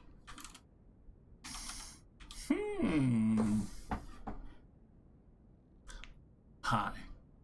Okay. I've got to follow the rule of thumb. That betrays me. All right. You do pop quite a few, and you can notice that there are several crows that are circling around. They seem to be keeping a little bit of distance because of how close you are to the bodies, but they definitely appear interested. Is there anything further you would like to do to prepare?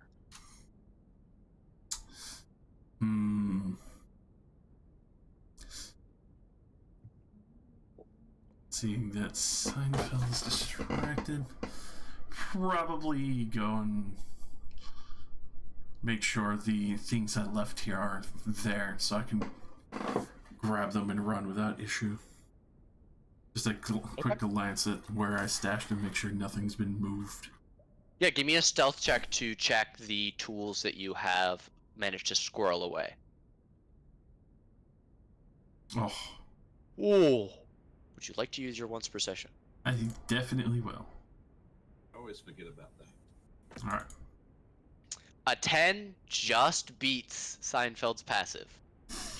Thank fuck. What you don't know is he's an alcoholic and half blind. Actually, you probably do know that because on his bad days he's sweating the stuff. Yeah, you make your way over to the finished casket, which is where you have kept these tools, and you pry the bottom slightly off and check the bag. What things do you think you've been able to? So you said a couple crowbars. Is there anything else specifically you think that a tool that an embalmer slash funeral mortuary mortuous Mortician? Yes, mortician. Conjugation Okay. English is stupid. Sorry. Yeah. Where is she keeping them? Inside one of the caskets. Inside one of the bodies? No, in a bag inside one of the caskets. Damn. I mean, you could also be a mortuary assistant. So there's a bunch of different roles. Right, but that would not be the Probably. mortician would be the tool set. Yeah. Probably. Yeah, mortician, undertaker. Yeah, the most I would be able to get away with is maybe shears or something that would be used to help cut the body open to release that gas. You could probably get like some shears or like big scissors and break them in half, so you basically have two daggers. Roll me a d4 for number of crowbars and a high or low for a pair of clothes shears. Oof. Okay, only one crowbar. I'll go with high again for the shears if I could sneak them away. Nope. One crowbar, but that should do enough. But you do have your improvised knife as well. Yes. Secreted away in your items. Okay, and you are prepped and ready with your hand on this bag as you're looking at the gathering crows. And then time rewinds. Fidna, you have just walked in. Selena looks up from the desk that she is working at. You can see a loaded crossbow sitting on it, pointed at the doorway, and you probably position yourself slightly out of its direct path, just out of a general out of general self-interest, and she'll look up and she'll say, "You're my help for today?" You want me to move box? He's acting dumb on purpose. Yes. She gestures at it's like a milk crate that's sitting next to her that has several bags that are all labeled on them. These need to be stored in the corresponding boxes. They all have the codes on them. This is AA, that's AC, and she goes down the line and points out where these things are going to be kept. If you need any tools or any assistance from another inmate, let me know, but I have quite a bit of work that I need to focus on here, so the quieter you are, the better the report I'll have for your block guard. Deal? Okay. Get to it. She gestures for you to pick up the milk crate and move behind her to these crates. He picks up the milk crate and quietly moves behind her to put the milk crate down. And starts. Yeah, I mean, while he's walking behind her, he does see what she's doing. He's not trying to like be in her way, but he's cautiously looking behind her, looking up her shoulder. Insight or perception? I think his perception's higher. No. You can't tell. It Yeah. is she's from the way she's like hunched over and you can't see. She's writing something. It doesn't appear to be like a ledger, it's like loose paper, but that's all you can tell. Do I see her spell book? Yes, almost all of this is true for the guards as well as the patrolling wizards. They have them locked in almost like a holster at their hip, which has a chain that goes around to their back, and it's like connected to the uniform that they wear. Hmm. Okay, he quietly starts trying to put some of the items away as best he can. Mhm. He's actually not that literate. So Okay. His letters aren't that great, so he actually starts making some mistakes. Okay. She's not watching you, and she's trying to keep as much. She's trying to focus very much. So as you're doing this, how you said you were going to try and get people's equipment. I'm sure you know where your equipment was stored. You know your own name and how it's spelled. What are you trying to do with it? What does stage it mean to you? Like, I assume everyone provided you a list of their stuff, so you can at least find that or another version of it in these boxes. Yeah. He's going. I mean, I think he's assuming he's going to be trying to break out of this place once the commotion starts, right? Right, everybody. Yeah. Yeah. So he's gonna bank on the fact that he can probably take out one of these wizards pretty quickly, and then run out with with a box of stuff to supply people. That is an assumption that you could make. Yeah. And I think also everyone else knows that he's going to be coming out hot with the assumption that he's going after primarily Zashi's spell book, and then basic equipment for everybody to have so they can attack, defend, and fight with. Okay. So primarily it'll be like a main weapon for everybody, and maybe armor. Okay. Potentially supplies if it's possible. Right. So that all together will be a pretty big bag or box. Yeah. So how are you disguising this? He's gonna try to use that crate that he's been given to empty out supplies. He's gonna use that, and while he's emptying that out, he's gonna try to start putting stuff into it too, so he can use that to cover what he's got in it while he's moving around back there. Just because some of their stuff is probably in that room.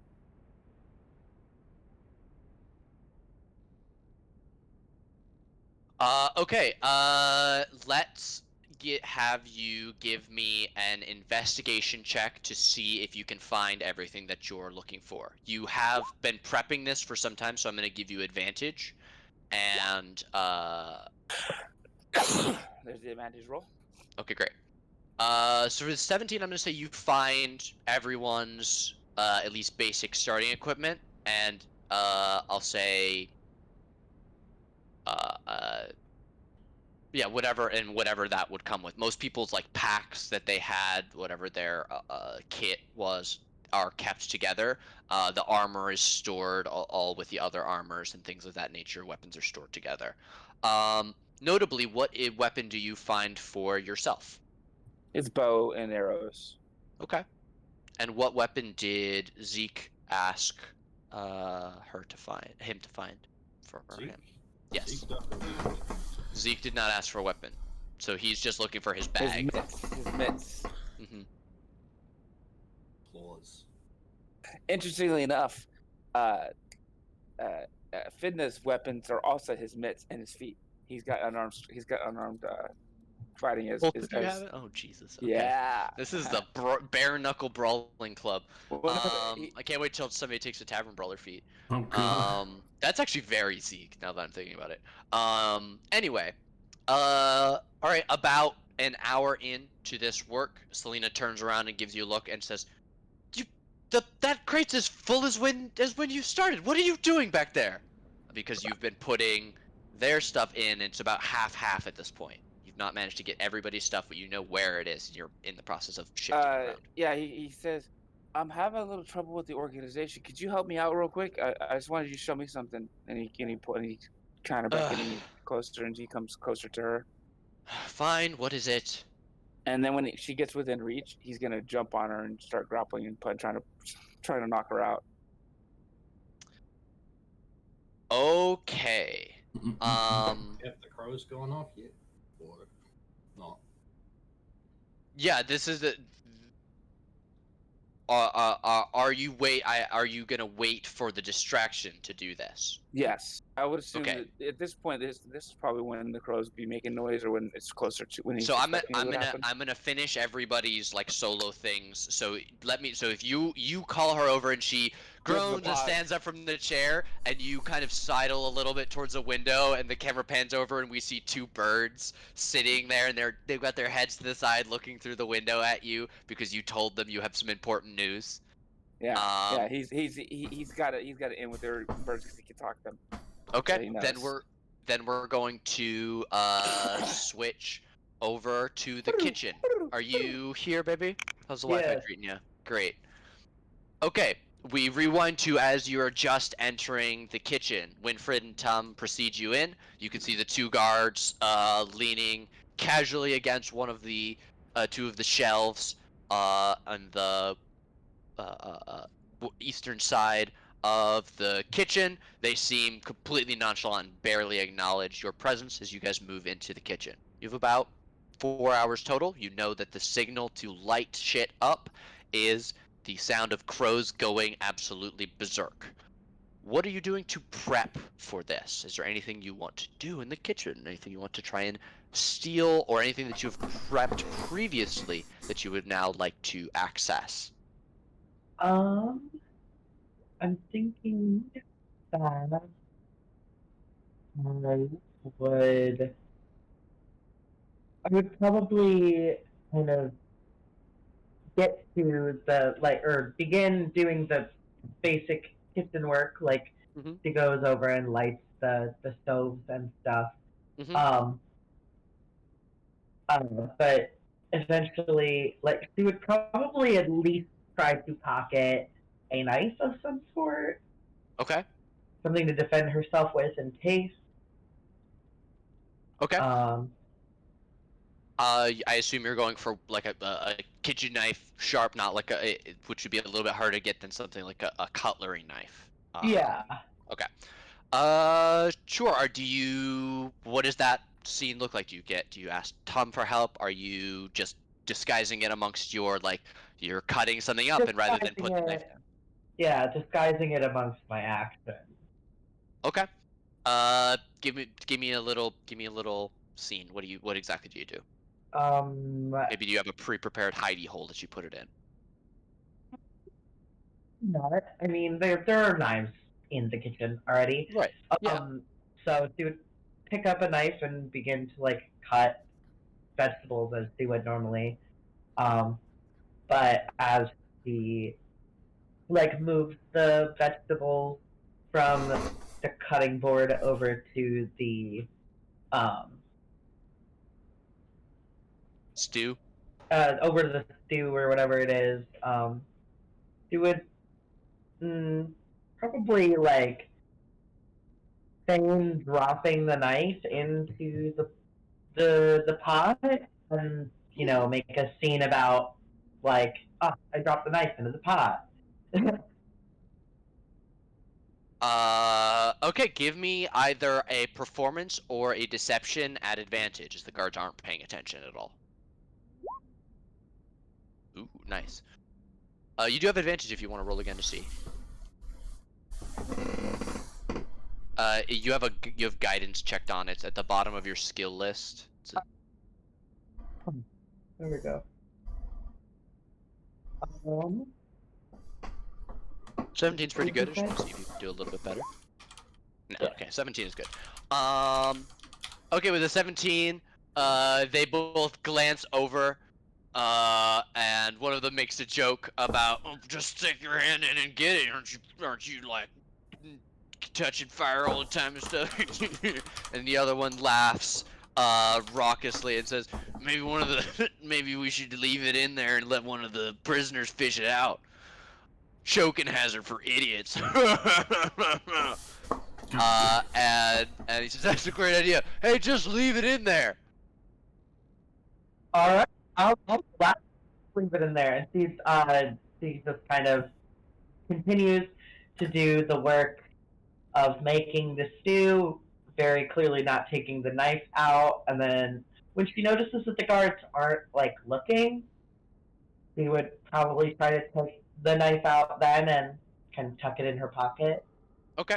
You are fire resistant, so give me a constitution to do it without, like, making a sound. Because even, like, a slight gasp of pain would kind of draw them a little bit. So give me a constitution at advantage because you're fire resistant to resist any kind of outward sign. 16 is enough. It's boiling, but it's not like it's not hotter than some of the fire that even comes out of you. Though you do take 3 fire damage halved to 1. You are able to soundlessly pull the knife out, and where do you store it on your person? Because I'm not quite sure where in my jumpsuit it would fit. Maybe like this waist area. You can have like sewn an extra pocket in. You can have whatever you want. Sure, Just, yeah. you tell me what you would like. Still had sewn an extra pocket in. Okay. And tuck it Near in the there. near the waist, you like unzip, slide it in the inside, and zip back up. Yeah. Excellent. You turn around and Tum winks at you. As he loudly comes over and offers the guards to try some of the scones that he was working on pulling out of the oven. And where are you preparing to set the fire? There's plenty of flammable stuff in here, including the wood stock for the furnaces and ovens, as well as flour and sugar and many other very flammable things, including all of the shelves and most of the countertops are all wooden in this space. I'm curious where you're planning to set this fire. I want to punch one of those bags of flour and then light it. Okay, so you make your way over to one of the large unopened sacks of flour and start to open it in preparation for what, so that you can light it as soon as um uh, uh, uh, the signal happens. Is there anything else you would like to do in the kitchen? No. Okay, then I'll lastly circle back around to Zeke. Is there anything else you wanted to tell Panaziver? I will tell her, little one, how much you know about the warden? High or low? It's a little cramped, especially for you. Like, you probably have your arms down your side and can barely turn your head because you're big. She's got her arms up, but she can kind of move a little bit more. She kind of gives a. I said before, we gotta get him in one of these things so he can't do his tricks. And She'll nod. eyes and hands need to go. She goes like, Yep. Eyes first, hands next. You hold him still. I'll pull him off.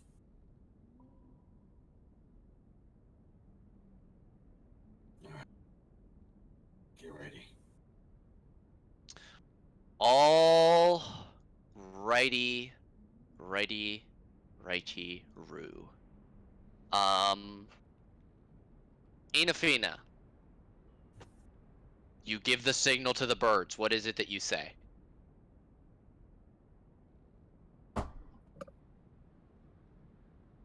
He does like a bird call to them Right. and parrot and crow. What equivalent bird thing do you say? I think. Is And bird thing is like, there's a feast for you guys at the gallows. Tell your friends, tell everybody. Go now. Go now! Go now. While supplies last. While Fly, my supplies friends. last. Okay. The two crows take off, cawing at the sky. He doesn't really allow to. I'm sure the lady would be like totally surprised to see him just perfect crow. She starts back and goes, "God, crazy fucking rabbit," and turns over and angrily goes to pick up the crate, exposing her back. What do you do? He immediately just starts beating the hell out of her to knock her out, and jumps on her and just starts grappling and punching her. I will say I wish there was a subdue like thing that you could do. So we're gonna improvise a subdue check. I'm gonna have you first attempt to grapple her. With this first check. So it's an attack roll to connect in the grapple check, right? No, I'm just gonna have you roll straight athletics to grapple, and she's gonna resist with acrobatics. Okay, you grab onto her and start to wrestle her down to the ground. Give me another athletics. This time at advantage to incapacitate. She starts to wriggle free immediately on the ground, not breaking her grapple, but you can't quite hold her down. I'm not getting her down. Hey, get off of me! What are you doing? I do have extra attack. Can I do that second attack to try to grapple her? Yep. He's not trying to kill her. He's just trying to either subdue her or knock her out. Yes. Okay. With the 20, she says, "Don't you want to?" And just as you get your hand over her mouth, she uses instinctive charm on you. I need you to make a wisdom saving throw versus charmed. A 12 will just barely succeed. You are not charmed by her, and you rattle her into the ground.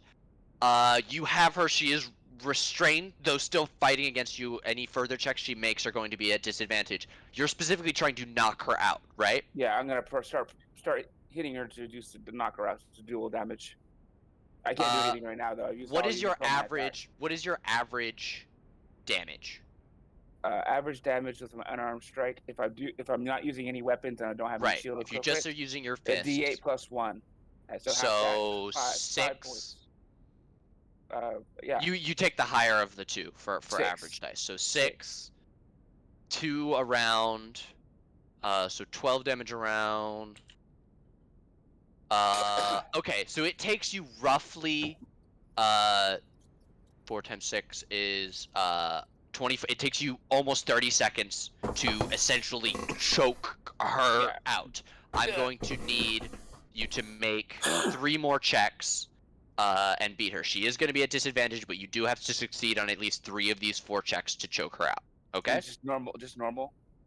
You're at athletics still at advantage. Okay. because so just- attack rolls made against her are at advantage. okay. Athletics normal. Actually, athletics no. advantage, Do attack rolls actually, and I'll have her do dex. So do and 4. still attack Yes. rolls. Yes. So unarmed strikes attack Mhm. rolls Yes, please. and at advantage or no advantage. Yes, Okay. advantage, because she is Okay. restrained. Rolling Nice. first crit. Yep. 16. Ooh, and that 6 isn't great. And one more. 14. Okay, let's see. 14 beats a crit fail. 16 beats an 8. Her 17 does beat your 6. But then her 9 loses to your 14. So after an intense couple seconds of struggle, you Make her are pass out. able to knock her out, and she goes limp, unconscious on the ground. You pick up the crate and begin making your way out. I also do want to get her. I take her jacket off with her spellbook on it, Okay, and you shove it into the crate. Okay, and great. I also, she's unconscious, but I'm gonna bind her up real quick. Just tie her legs and her arms, and I'm also Yeah. gonna take my improvised shiv, and I'm going to like cut her somewhere so I can get some blood on it, Mhm. and then I'm gonna put that in my pocket in my clothes, so Okay. I can say I killed a guard for Okay. the book. The intensity of the crow's shrieking is getting louder and louder and louder. Zashi, you hear the signal. The crow. Oh wait, she's not even here. Shit. She fucking died.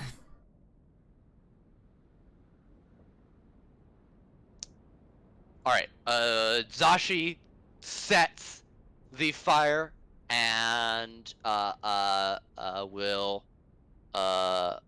say will will hand wave it, and her part will go off without a hitch, and you all immediately hear echoing around, even as you're making your way out, Inafina, that they alarm bells all around the prison begin going off and ringing and ringing and ringing and ringing, and you hear shouts of guards throughout the prison yard as the guards inside usher the kitchen workers out from the blaze that is quickly consuming the entire kitchen.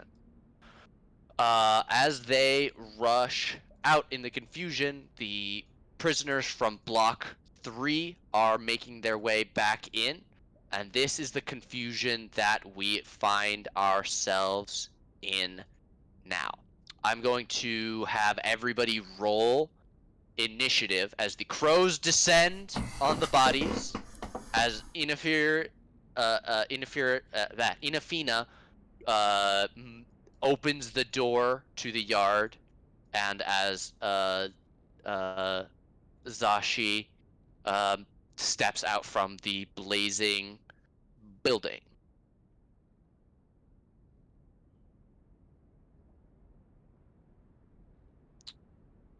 Ready to crack off.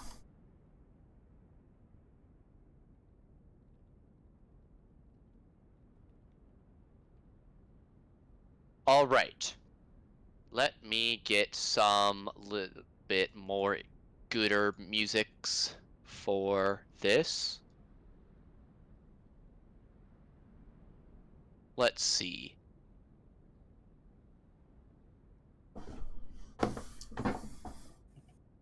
Ah, yes. The Fantasy Soundtrack Project. Perfect.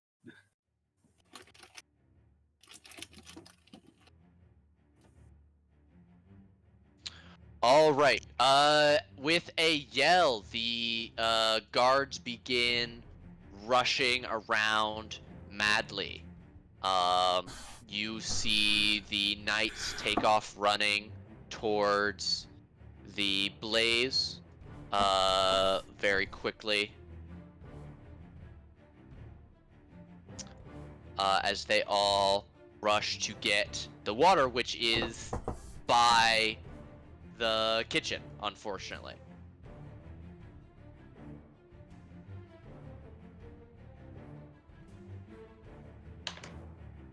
At the same time, the block guards begin ushering all of the block 3 prisoners back into their cells, shouting for them to hurry as they are running about. Inafina, you just saw the knights on either side of the door that you're coming out run towards the northeast corner. What would you like to do? You're carrying a heavy crate with both hands. You're muted. See, and some of my allies are across the way, right? They're in the yard already. You just know that you have to make it to the punishment ward. That's your part. That's the part of the plan Okay, right now. he's just gonna start booking it. Okay. He's gonna take the He's gonna take the dash action.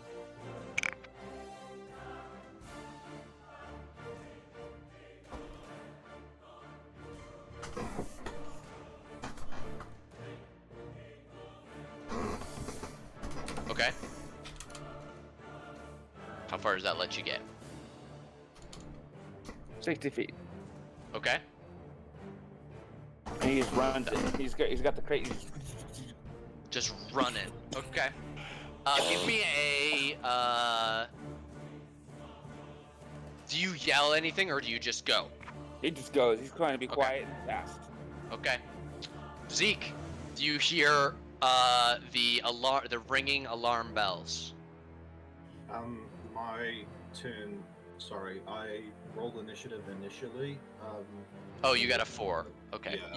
You can click and edit your thing for the future. You can just click into it. No worries. It is all good.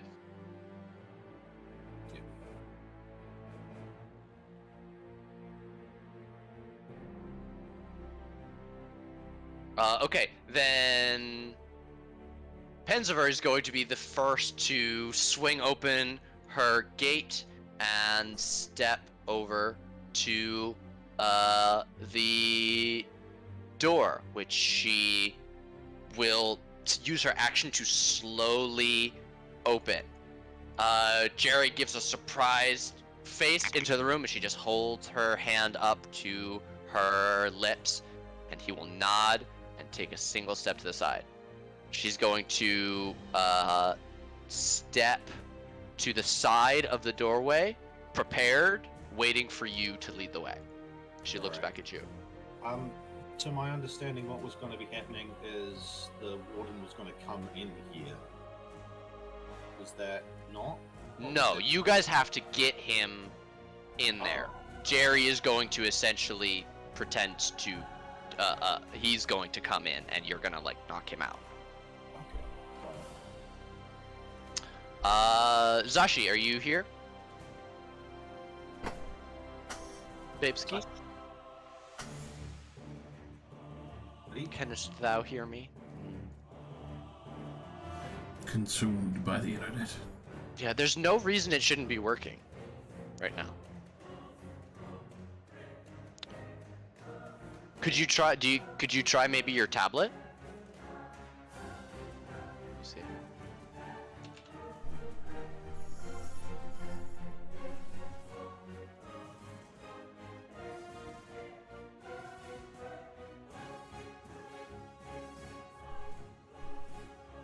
Can you hear me?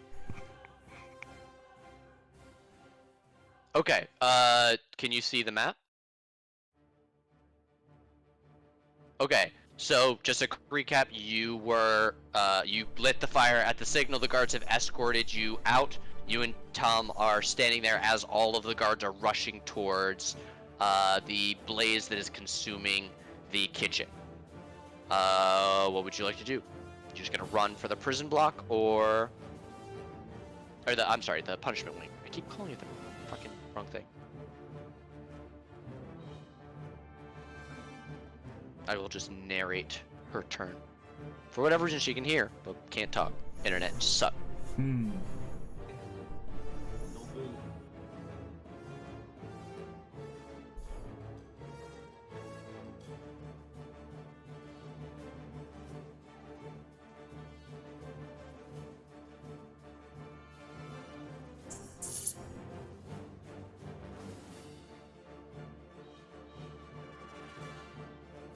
Yes. You look out into the yard and you can see. Actually, you can't see Inafina running in the darkness of the yard, as all the guards with torches are running towards you. They're not in the middle of the yard.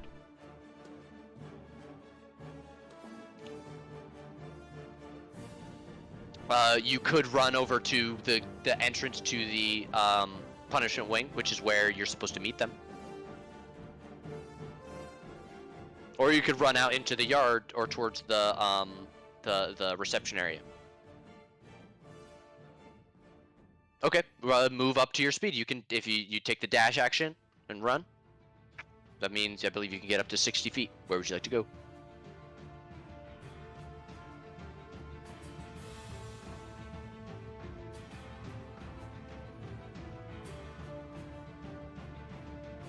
Okay. You run. Are you saying anything? Do you run screaming from the fire to sell it? Okay. Can you give me a deception or a performance? Again, at advantage because there is an actual fire.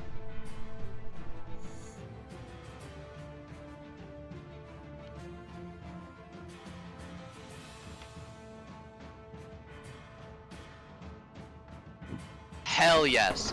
Zashi, actually, with a combination of produced flame that they still have in their hand, their fiery hair, and their amazing performance, actually gives the impression that they themselves are on fire and running to try and get it out, patting themselves and screaming as they weave between the knights that are coming that way, causing the knights to shy away from you as they're running towards the blaze. Great job. Ezekiel. Alrighty. So, as I am in the cage, I will, as I hear the crows and the fire go off, big old toothy grin come across my face, and I just sort of crack my back and stretch and kind of bend the cage outwards a little bit before stepping out of it. And I will rage. And I will bound out of the door. And is this the guy? Yes. And I will bound over towards him. I think I can just make it. Okay. Jerry will use his prepared action to go "Ah!" and throw himself past you into the room as if he had been flung. Yeah. And Uh, oh, I can't- 35. I'm Can't stuck. move through the door. Here, I got you. Bang. Alright. Would you mind removing the door as far as dynamic fighting goes? Sure. And I will bound up to the guy. And, yeah, I will... question, how tough does he look? It's really hard to tell. I mean, clearly a mage. He's not very strong. You do see lean muscle. But that does not mean that he's not dangerous. He doesn't look like a strong person. He doesn't look like he would be trained in. If I were to be able to grapple him, would I be able to cover his mouth or eyes or both in order to prevent him from casting? Would that? You make can. multiple rolls if you- want that. Okay. You can try, but it's going to be an additional roll like it was for Inafina. Alright, will do. But you do get surprised, so your first attack will be at advantage. So grapple, check, so contested athletics versus I their. already had advantage, but yeah, Yeah. Oh right, because rage. yeah. That's a crit fail. So I'm gonna say you don't need a second check, as you just grab him from behind and Alright. hand over his mouth. At least verbal components, he's not gonna be able to do. And I don't know. Have any of you guys played the start of God of War 3? Sure. Beat Poseidon? Mm-hmm. I've seen it. That is what I want to do. Just For those of us, yeah. straighten the eyeballs with my claws. Okay, Right. give me an unarmed attack with your claws. All right. Is this at advantage or is this normal? This will be at normal because he's grappled but not incapacitated. All right. I'm gonna reckless it anyway. Okay. 25 definitely hits. All right. So 9, Okay. and then there's another one that comes in. Screams as you get dangerously close to one of his eyes and drag a claw, scraping flesh away, almost like a peeler down his cheek. Let's give them another one. 23 will hit for 8 more. It screams further as the claws go farther down, tracking down his neck and chest. Kind of pop his eyes out, so I'm fine if it does the least damage because I blind him. If I'm able to do that. You are not able to blind him, unfortunately. You are going at him though. Dangerously near one of the other eyes as you scratch at the socket. Okay. That was your bonus action, your move, and your full action. So that is gonna be Zeke. Even if you wanted to do more stuff. Cherie, I realized after I started Zeke's turn that you should have gone before him, but it's okay. You can go now. I'm fine with it. I would imagine seeing the smoke overhead. Oh, Seinfeld would also have run. My apologies. He's here. All right, good. I don't need to worry about him then. Grabbing the stuff from the coffin as well as the axe. Okay. And then, kind of like a distraction to keep the crows falling behind me, I'm gonna grab a handful of the popped guts and just start moving this way so there's crows blocking my visage. Sure. Give me animal handling at advantage. It's free food. 17. That's great. Yeah, you've got half a dozen crows swooping around you. And They keep trying to land on your arm to get at the food, the rotted entrails you have.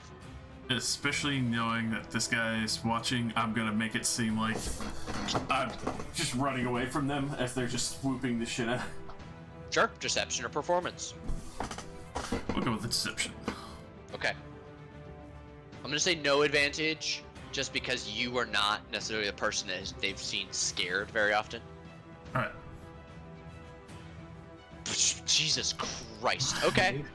Really selling. Yeah, you are selling the hell out of it, screaming at the top of your lungs. The picture of a woman being chased by a bird. I believe that would take all mine unless I can get a dash in.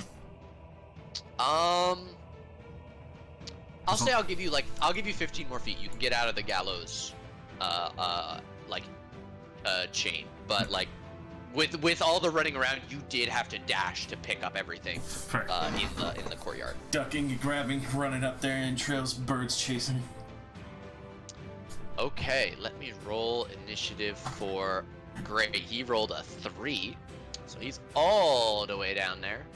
Switch Ree and Zeke real quick as the guards continue to run past these two, grabbing prisoners here, escorting them down. One of them tries to grab Tom, and he makes a acrobatics check to avoid, but he is not able to, and Tom gets grabbed by this knight here and is held as he tries to run past. The other guards move,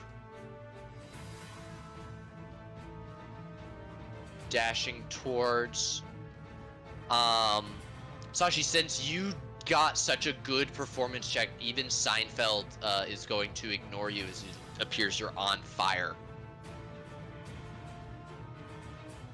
Let me get these folks into the prison as they are shepherding people back to their cells, despite many of the prisoners trying to look at the carnage that is being perpetrated around them. Or carnage, the fire that has been set. Knights. What a motherfuckers to move. I keep doing this to myself in my games.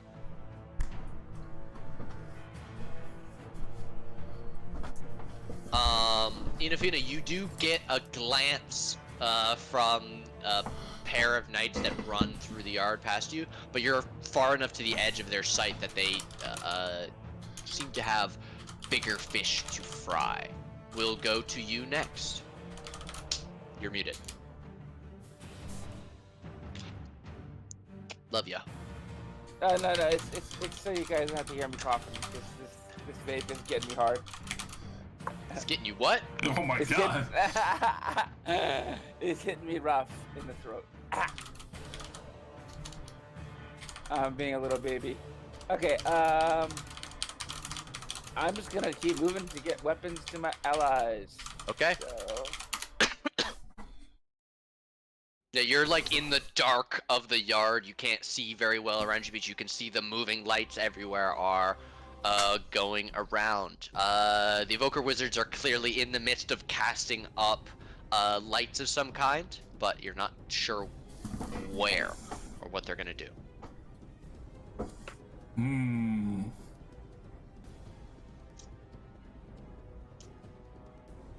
okay, that's double moving. Okay. That's 60 feet. Okay. That's it for me. Okay, Panziver is going to come running out of the cell. He's going to move over and reach over onto the top of the desk and grab the hand crossbow that is sitting there, level it at the warden, and pull the trigger twice. God damn.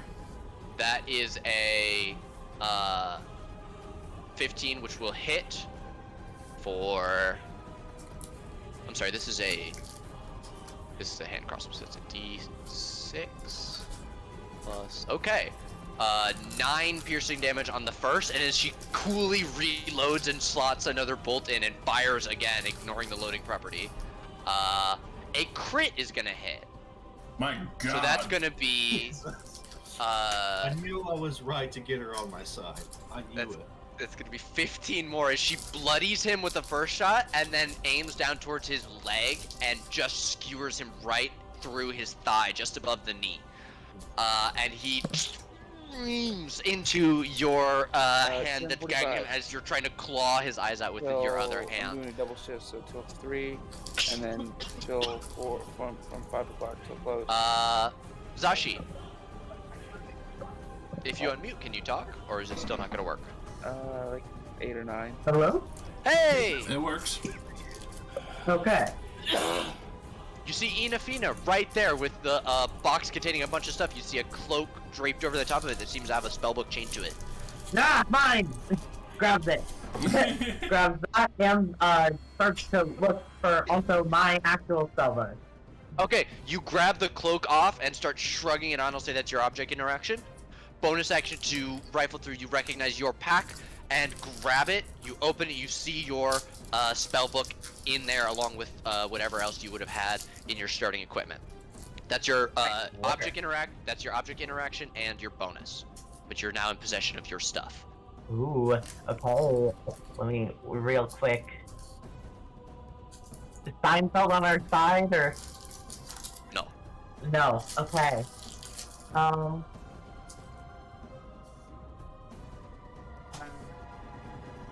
Cool. Okay. We have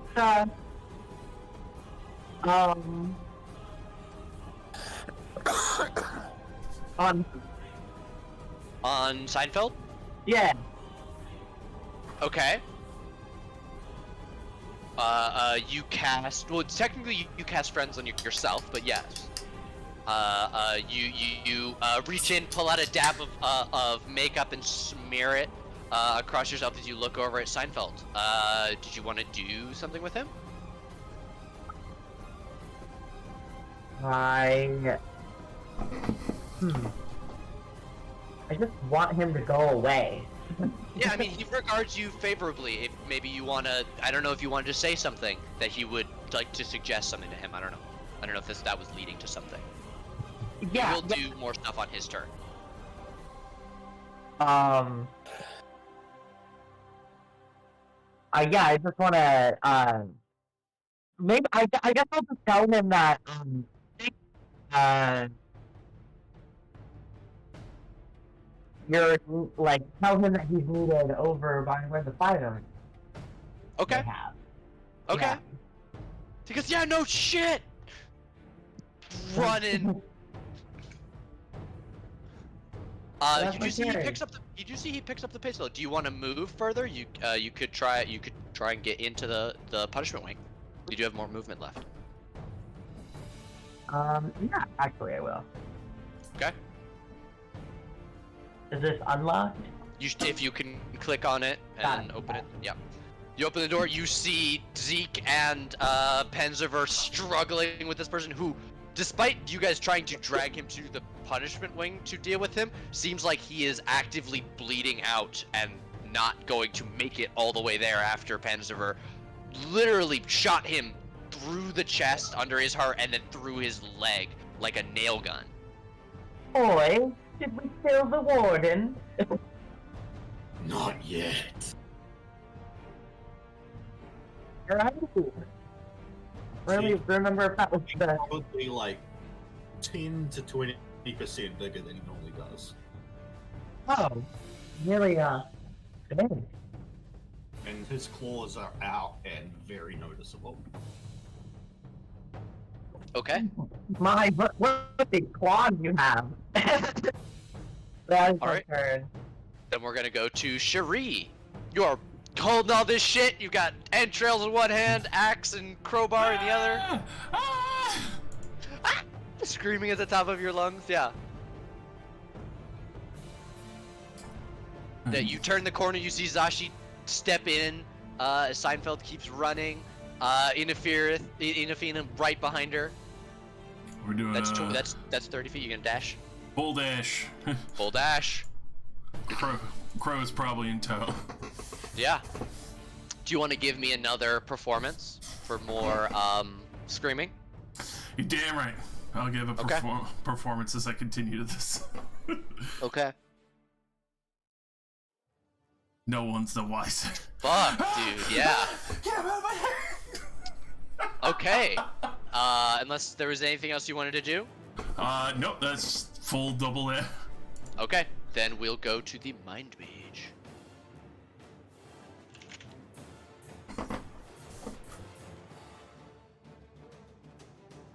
I'm sorry, Ezekiel. It is your turn. Alrighty. I will. Seeing that he's almost dead already, just sort of look, and there's definitely like. As the blood's kind of spattered up across Zeke, he's forgotten how good it feels. And he is so happy. And he is going to, just shred into this guy. Okay.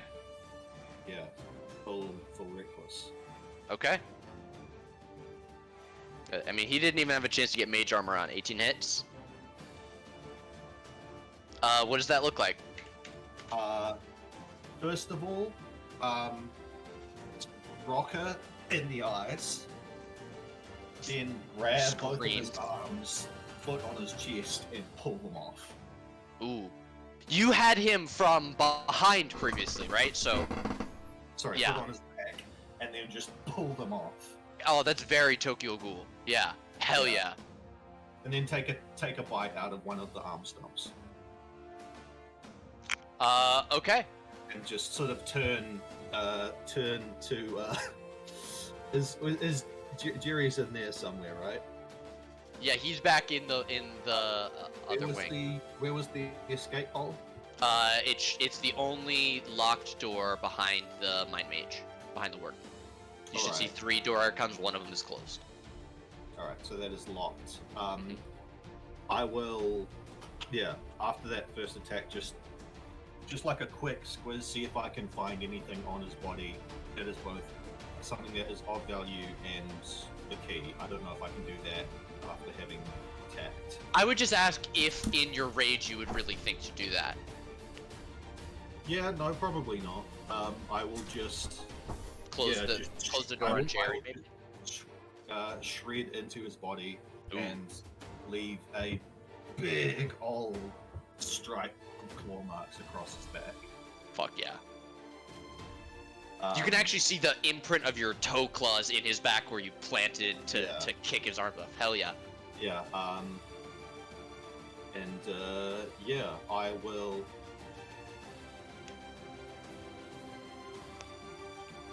Yeah, I will probably turn to Pen.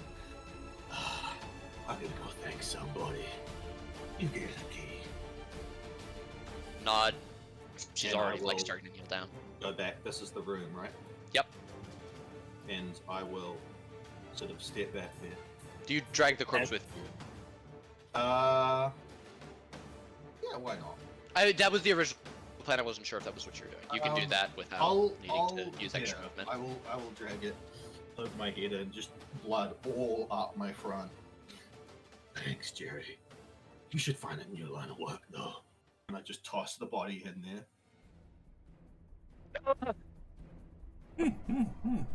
Lucky I like you. And I take another chunk out of the arm, drop it, and sort of head back. Do you close the door? Yes.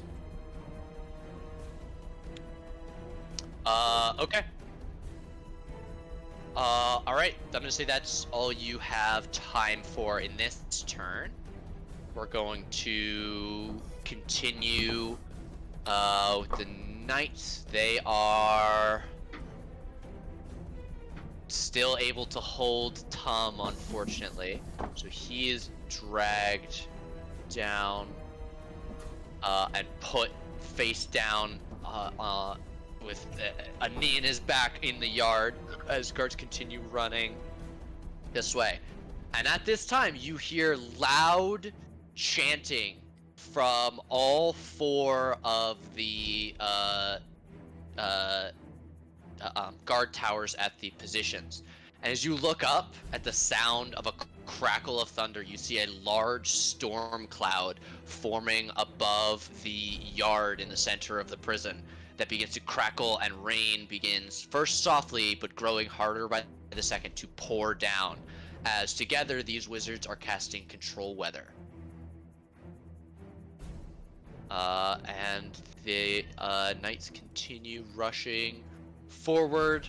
The other guards getting prisoners out of the way as they continue moving in to fight the blaze.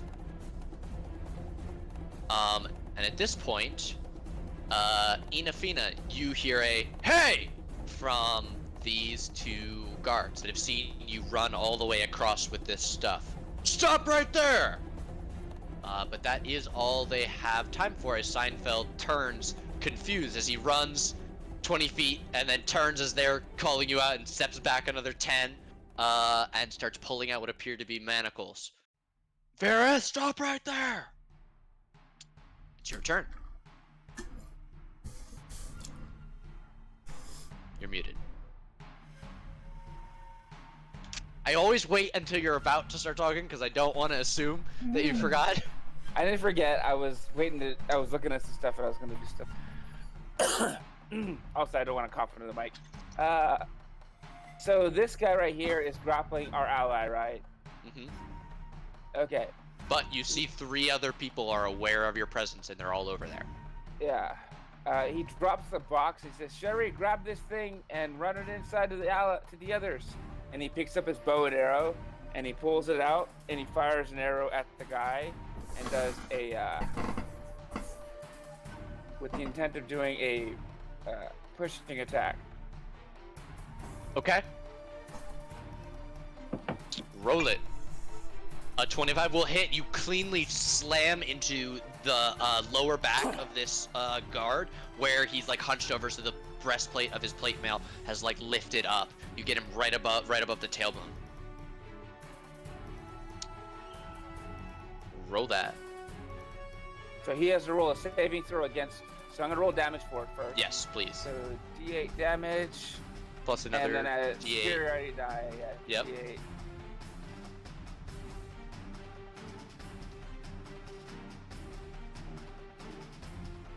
Okay, so 14 damage and a strength save. It's 16 DC.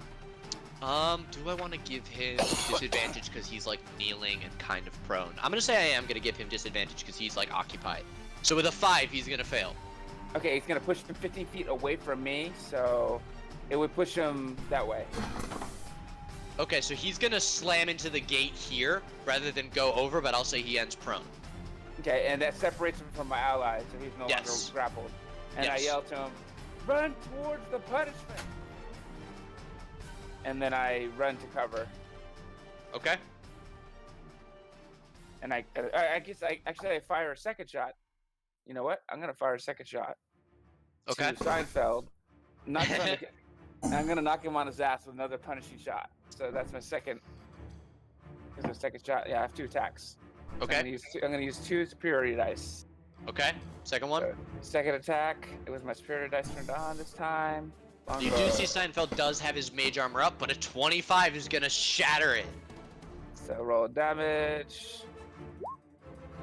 There we Jeez. go. Okay. 15 points. 15 damage. And 16 and DC.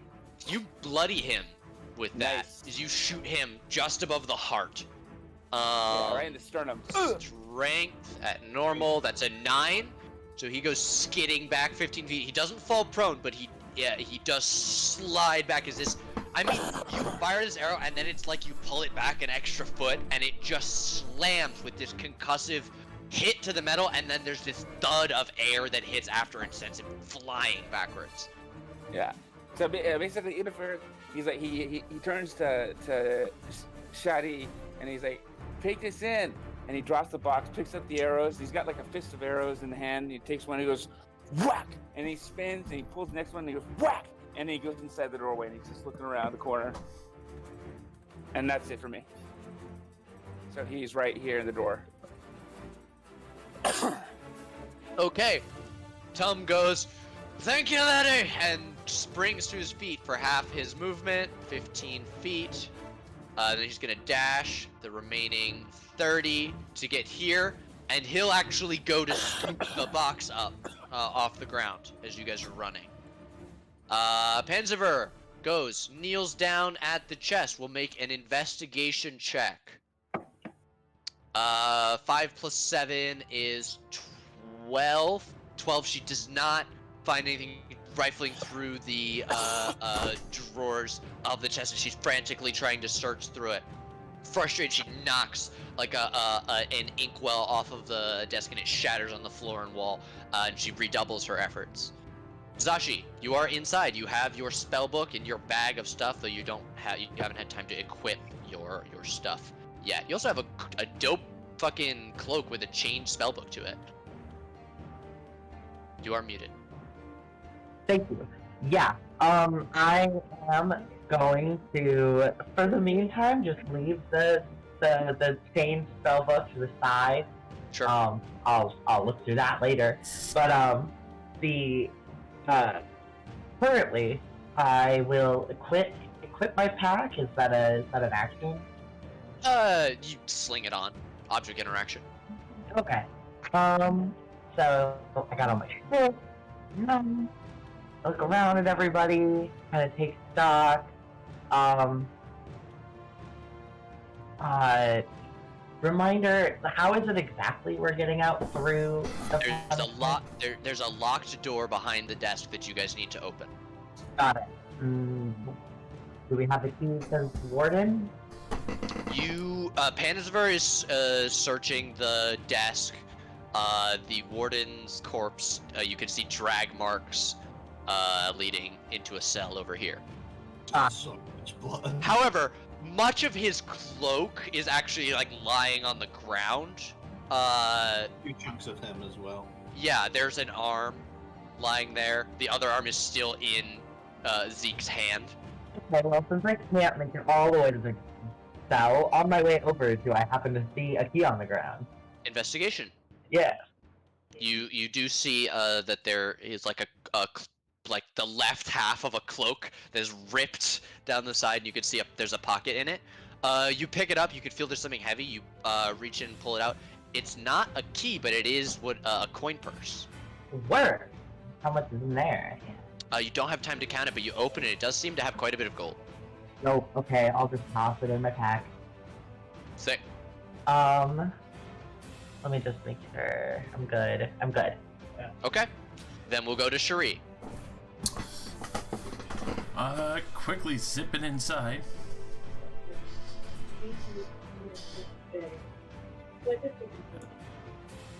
I'll grab some of the stuff.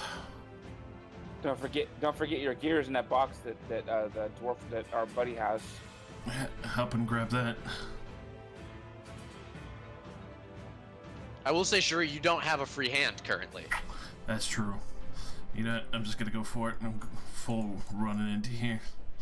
Okay. Throwing down the axe and crowbar. Pulling up the sharpened stone that I have. Okay. Yeah, you slam the crowbar and the axe down on the table, knocking like a candle off the other side. Pull out your stone knife. Yep. Make good use of Anything it. further? Do I know? No. Well, I heard of which one it is. Can I recognize which one of these has? Yeah, you guys all know. Yes, you can see. I mean, these doors should be open, right? Yeah. Both Just of these. double Yeah. So the closed door behind the desk is what you guys all know. All right, it's full dash to get up to here. Okay. Tools on the Do you table. want to try and use the crowbar at all? I had to dash. Or you had full dash. Okay. Then we'll go to Zeke. Zeke, you're raging. Terry slams some equipment down. An axe, crowbar, and all. I will grab one of the crowbars and because There's just my rage, yeah. I will grab the crowbar and because my rage is about to end at the end of my turn, I will take my action to in a rage. I know I can't get double advantage with the crowbar and the rage, but I don't know. Maybe the DC. I'll give you +3. Okay. I will attempt to wrench open the door with the Sure. crowbar and my rage. Sure. Athletics, I assume. Yep. Okay, 17. You set your. Are you trying to crack the door itself, like from the wall, or the lock itself on the door? Whichever seems easiest in the moment. Probably the lock. Do the lock then. Okay. You set the crowbar to it and wrench, and with a loud pop, the door is no longer locked. You stick out a heavy foot and kick it open, probably. Yeah. Kick.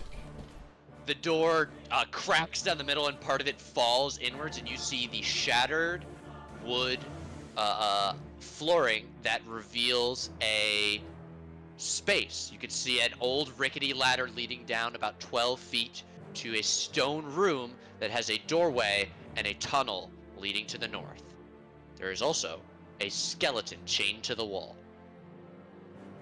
I will jump down and if I can land on the skeleton and crack it. The skeleton is over here on the other side, but so if you're gonna jump down, you'll land in one of these 4 squares. I will just jump down then. Okay.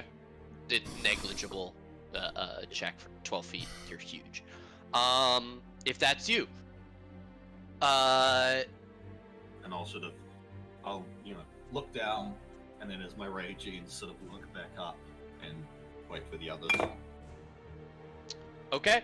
The knights come a-running, but they are stuck behind Seinfeld and can't get to him. They'll fire heavy crossbows at Tum and Enafirith. Enafirith, you have 3/4 cover. So heavy crossbow at you. 14. You have +5 to your AC. You're muted. I assume that I misses. currently have 15, 5 plus, yeah, I have 18 AC. Great. Okay, then 14 misses you, and the crit fail will miss Tum. Seinfeld comes and tries to grapple Tum. We'll see how this goes. Strength. An 8. Let's see what Tum can get. Dex save. That's a 13. He manages to nimbly dodge out of the way of Seinfeld's like lunging grab and stay ungrappled. Inafina, you're muted again. It's a fun mini game. All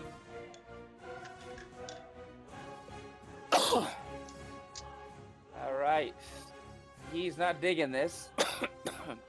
They just won't leave you alone, will they? And he's going to use another maneuver. This time he's going to do a maneuvering attack. He's going to shoot a Seinfeld again. It's like, just Okay. go away, damn it. 24 hits for 9 for piercing. 9 damage. Very nice. This time He does not look like he could handle another one of those. He goes down on any like, ugh! This time, it doesn't do any, Maggot. besides doing damage to him, but it allows here. Yeah, I yell out to Tom, and he can move he can use half his movement to use his reaction without provoking action. He can move 15 feet away from Seinfeld without getting an attack of opportunity. Hell yeah, he runs into the door and he says, lock it, lock it, lock it! And then Interfere steps back. I mean, would he be able to kick the door closed, or would that be too much interaction? I'll say bonus action to close and lock the door. Because Okay. you're also sacrificing your second attack.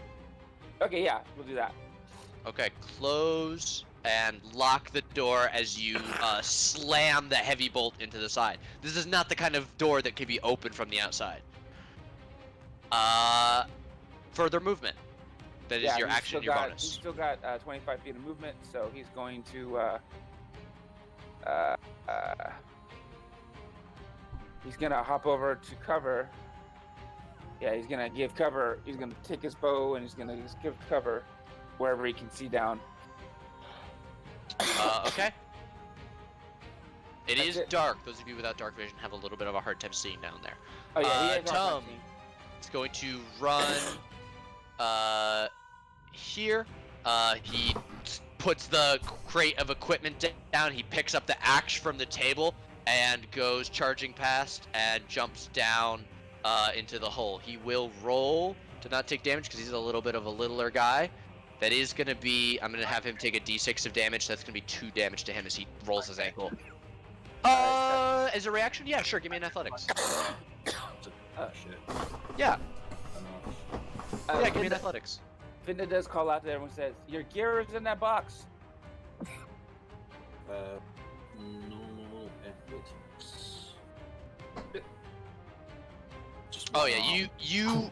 you grab him out of the air. Yeah. Just catch him by like a scruff of his neck and put him down. Thank you, Furry. Let's go. He'll use the dash action to slam the door open and start running down the tunnel. Pensiver is gonna give one final investigation check. Okay, with an 18 that time, she pulls a case of crossbow bolts out, as well as what seems to be the warden's day bag from a larger chest, and will jump down as well. She is more than nimble with a 24 to take off running after Tom. She does give you that same small smile as she runs past. Smile and nod, blood all down my front. You also see, you don't know where she got it, she seems to have a small sickle in her free hand instead of the crossbow that she had previously. Zashi, if you are here, you are muted. Love. Yeah, hello. Hi. I am here. Yes, what would you like to do? I will. The door is open. I go over Down here. and head in. Sure. Do you Before- want to before climb you- down or jump down? Before you jump Jump down, down. Finna does like grab your shoulders, like, There's a wizard book in there besides yours. Get it. Wait, where? He points inside the box. She already has the cloak with the chain. Okay, Yeah. cool. That's all. I just wanna That make was the sure. first thing she grabbed. Yeah. Cool. Okay. Instead of jumping or, how far is it? How far does it look? 12 feet. 12 feet. Maximum of a d6 of damage. If I can catch anyone coming down, I will. But I already did it. So. Yeah. I can fit down. Oh, excellent. Okay. That would be funny. Just Okay. because I can. You look down, and what do you do? As you tell, what does this look like? I think this looks like she flipped through her. She kind of flicked through her spell book very easily, pulls out the sexton for Misty Step, waves her hand kind of around her own head like a crown, and then it just kind of snap, and she'll go over. Okay.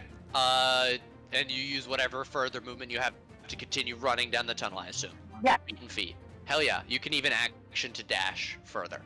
Perfect. And I'm going to say you make it past even Tom and Panzever, and I'm going to move to Cherie. Wait a minute. Instead of instead of dapping, can I produce flame and light the way? Absolutely, yeah. You pull fire out in your hand. I'll give you light as well. As she does that, I just want to mention something to it. Sparks, maybe light this wood behind us once we're down. Slow them down. Oh, I can do that. Yeah. Okay, you'll hold your action to, or you'll do whatever you want in your next turn. Cherie. Grabbing my very small pouch, probably, from the box of gear. As I hop down very, very quickly, instead of the pace setting that I was doing this whole time, full dashing to 70 feet down the tunnel. Damn, okay. Do you have dark vision? Yes, I do. Okay. Sheree just vanishes literally into the darkness of the tunnel. Or, well, following Zashi. I believe Zashi's a little bit ahead with the Misty Step. No, because she's waiting with the produced flame. Gotcha. So the farthest one along would be Panzever, who seems to be able to dash an unnatural number of times. If that's you, yeah. You are well and away running. Zeke, you're the only one who doesn't have his stuff. Just ask Firith to grab it for you. Piggy, grab everything. You're muted. From 50 feet up or 12 feet above you, you hear a voice say, "What's my name?" I don't know. It's Fidna. Say it right, or I ain't bringing your shit down to you, man. I ain't finna, just hurry up. All right.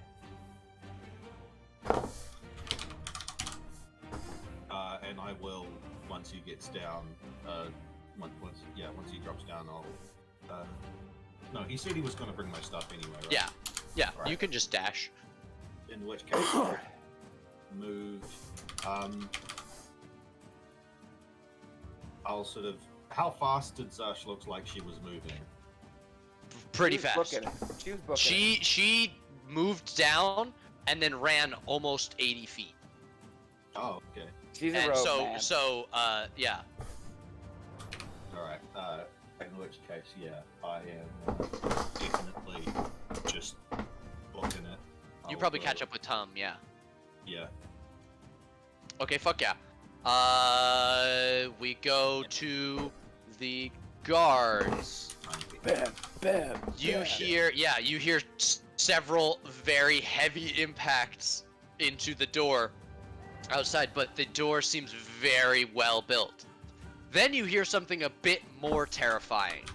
You hear the ripple and crack of thunder, and then you realize as the roof above you shatters in an explosion that was not thunder. That was lightning.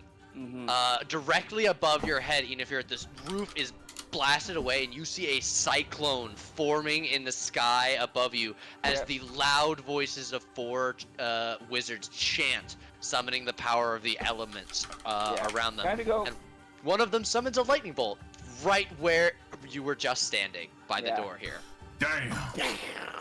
It is your turn. Me on my ass. Yeah, I follow my. I plots. I get up.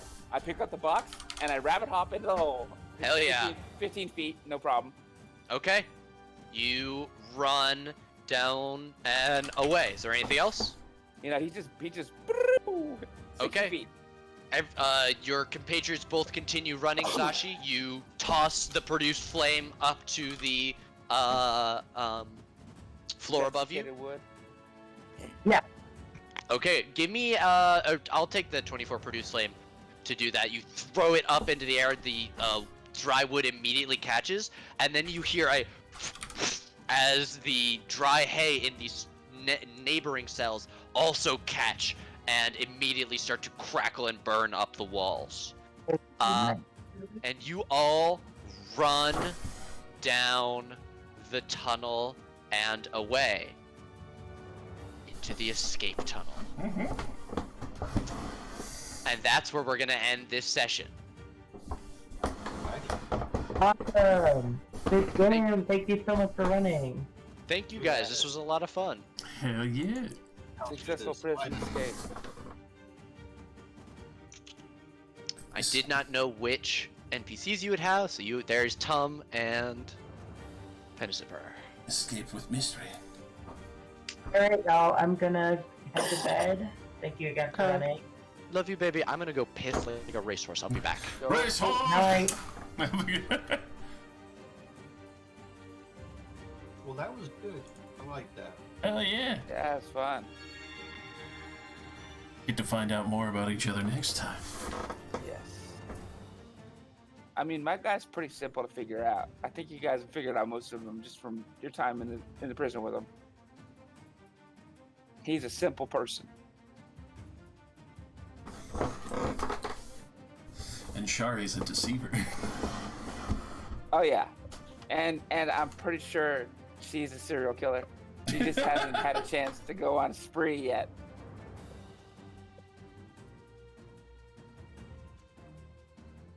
Hey, what was this? Curious, what was everyone's reaction to The barbarian. and holding an arm? Fucking I beautiful. mean, you were hinting at talking about eating people and ripping arms off the entire time. I'm pretty sure. I was like, yeah, sounds about right.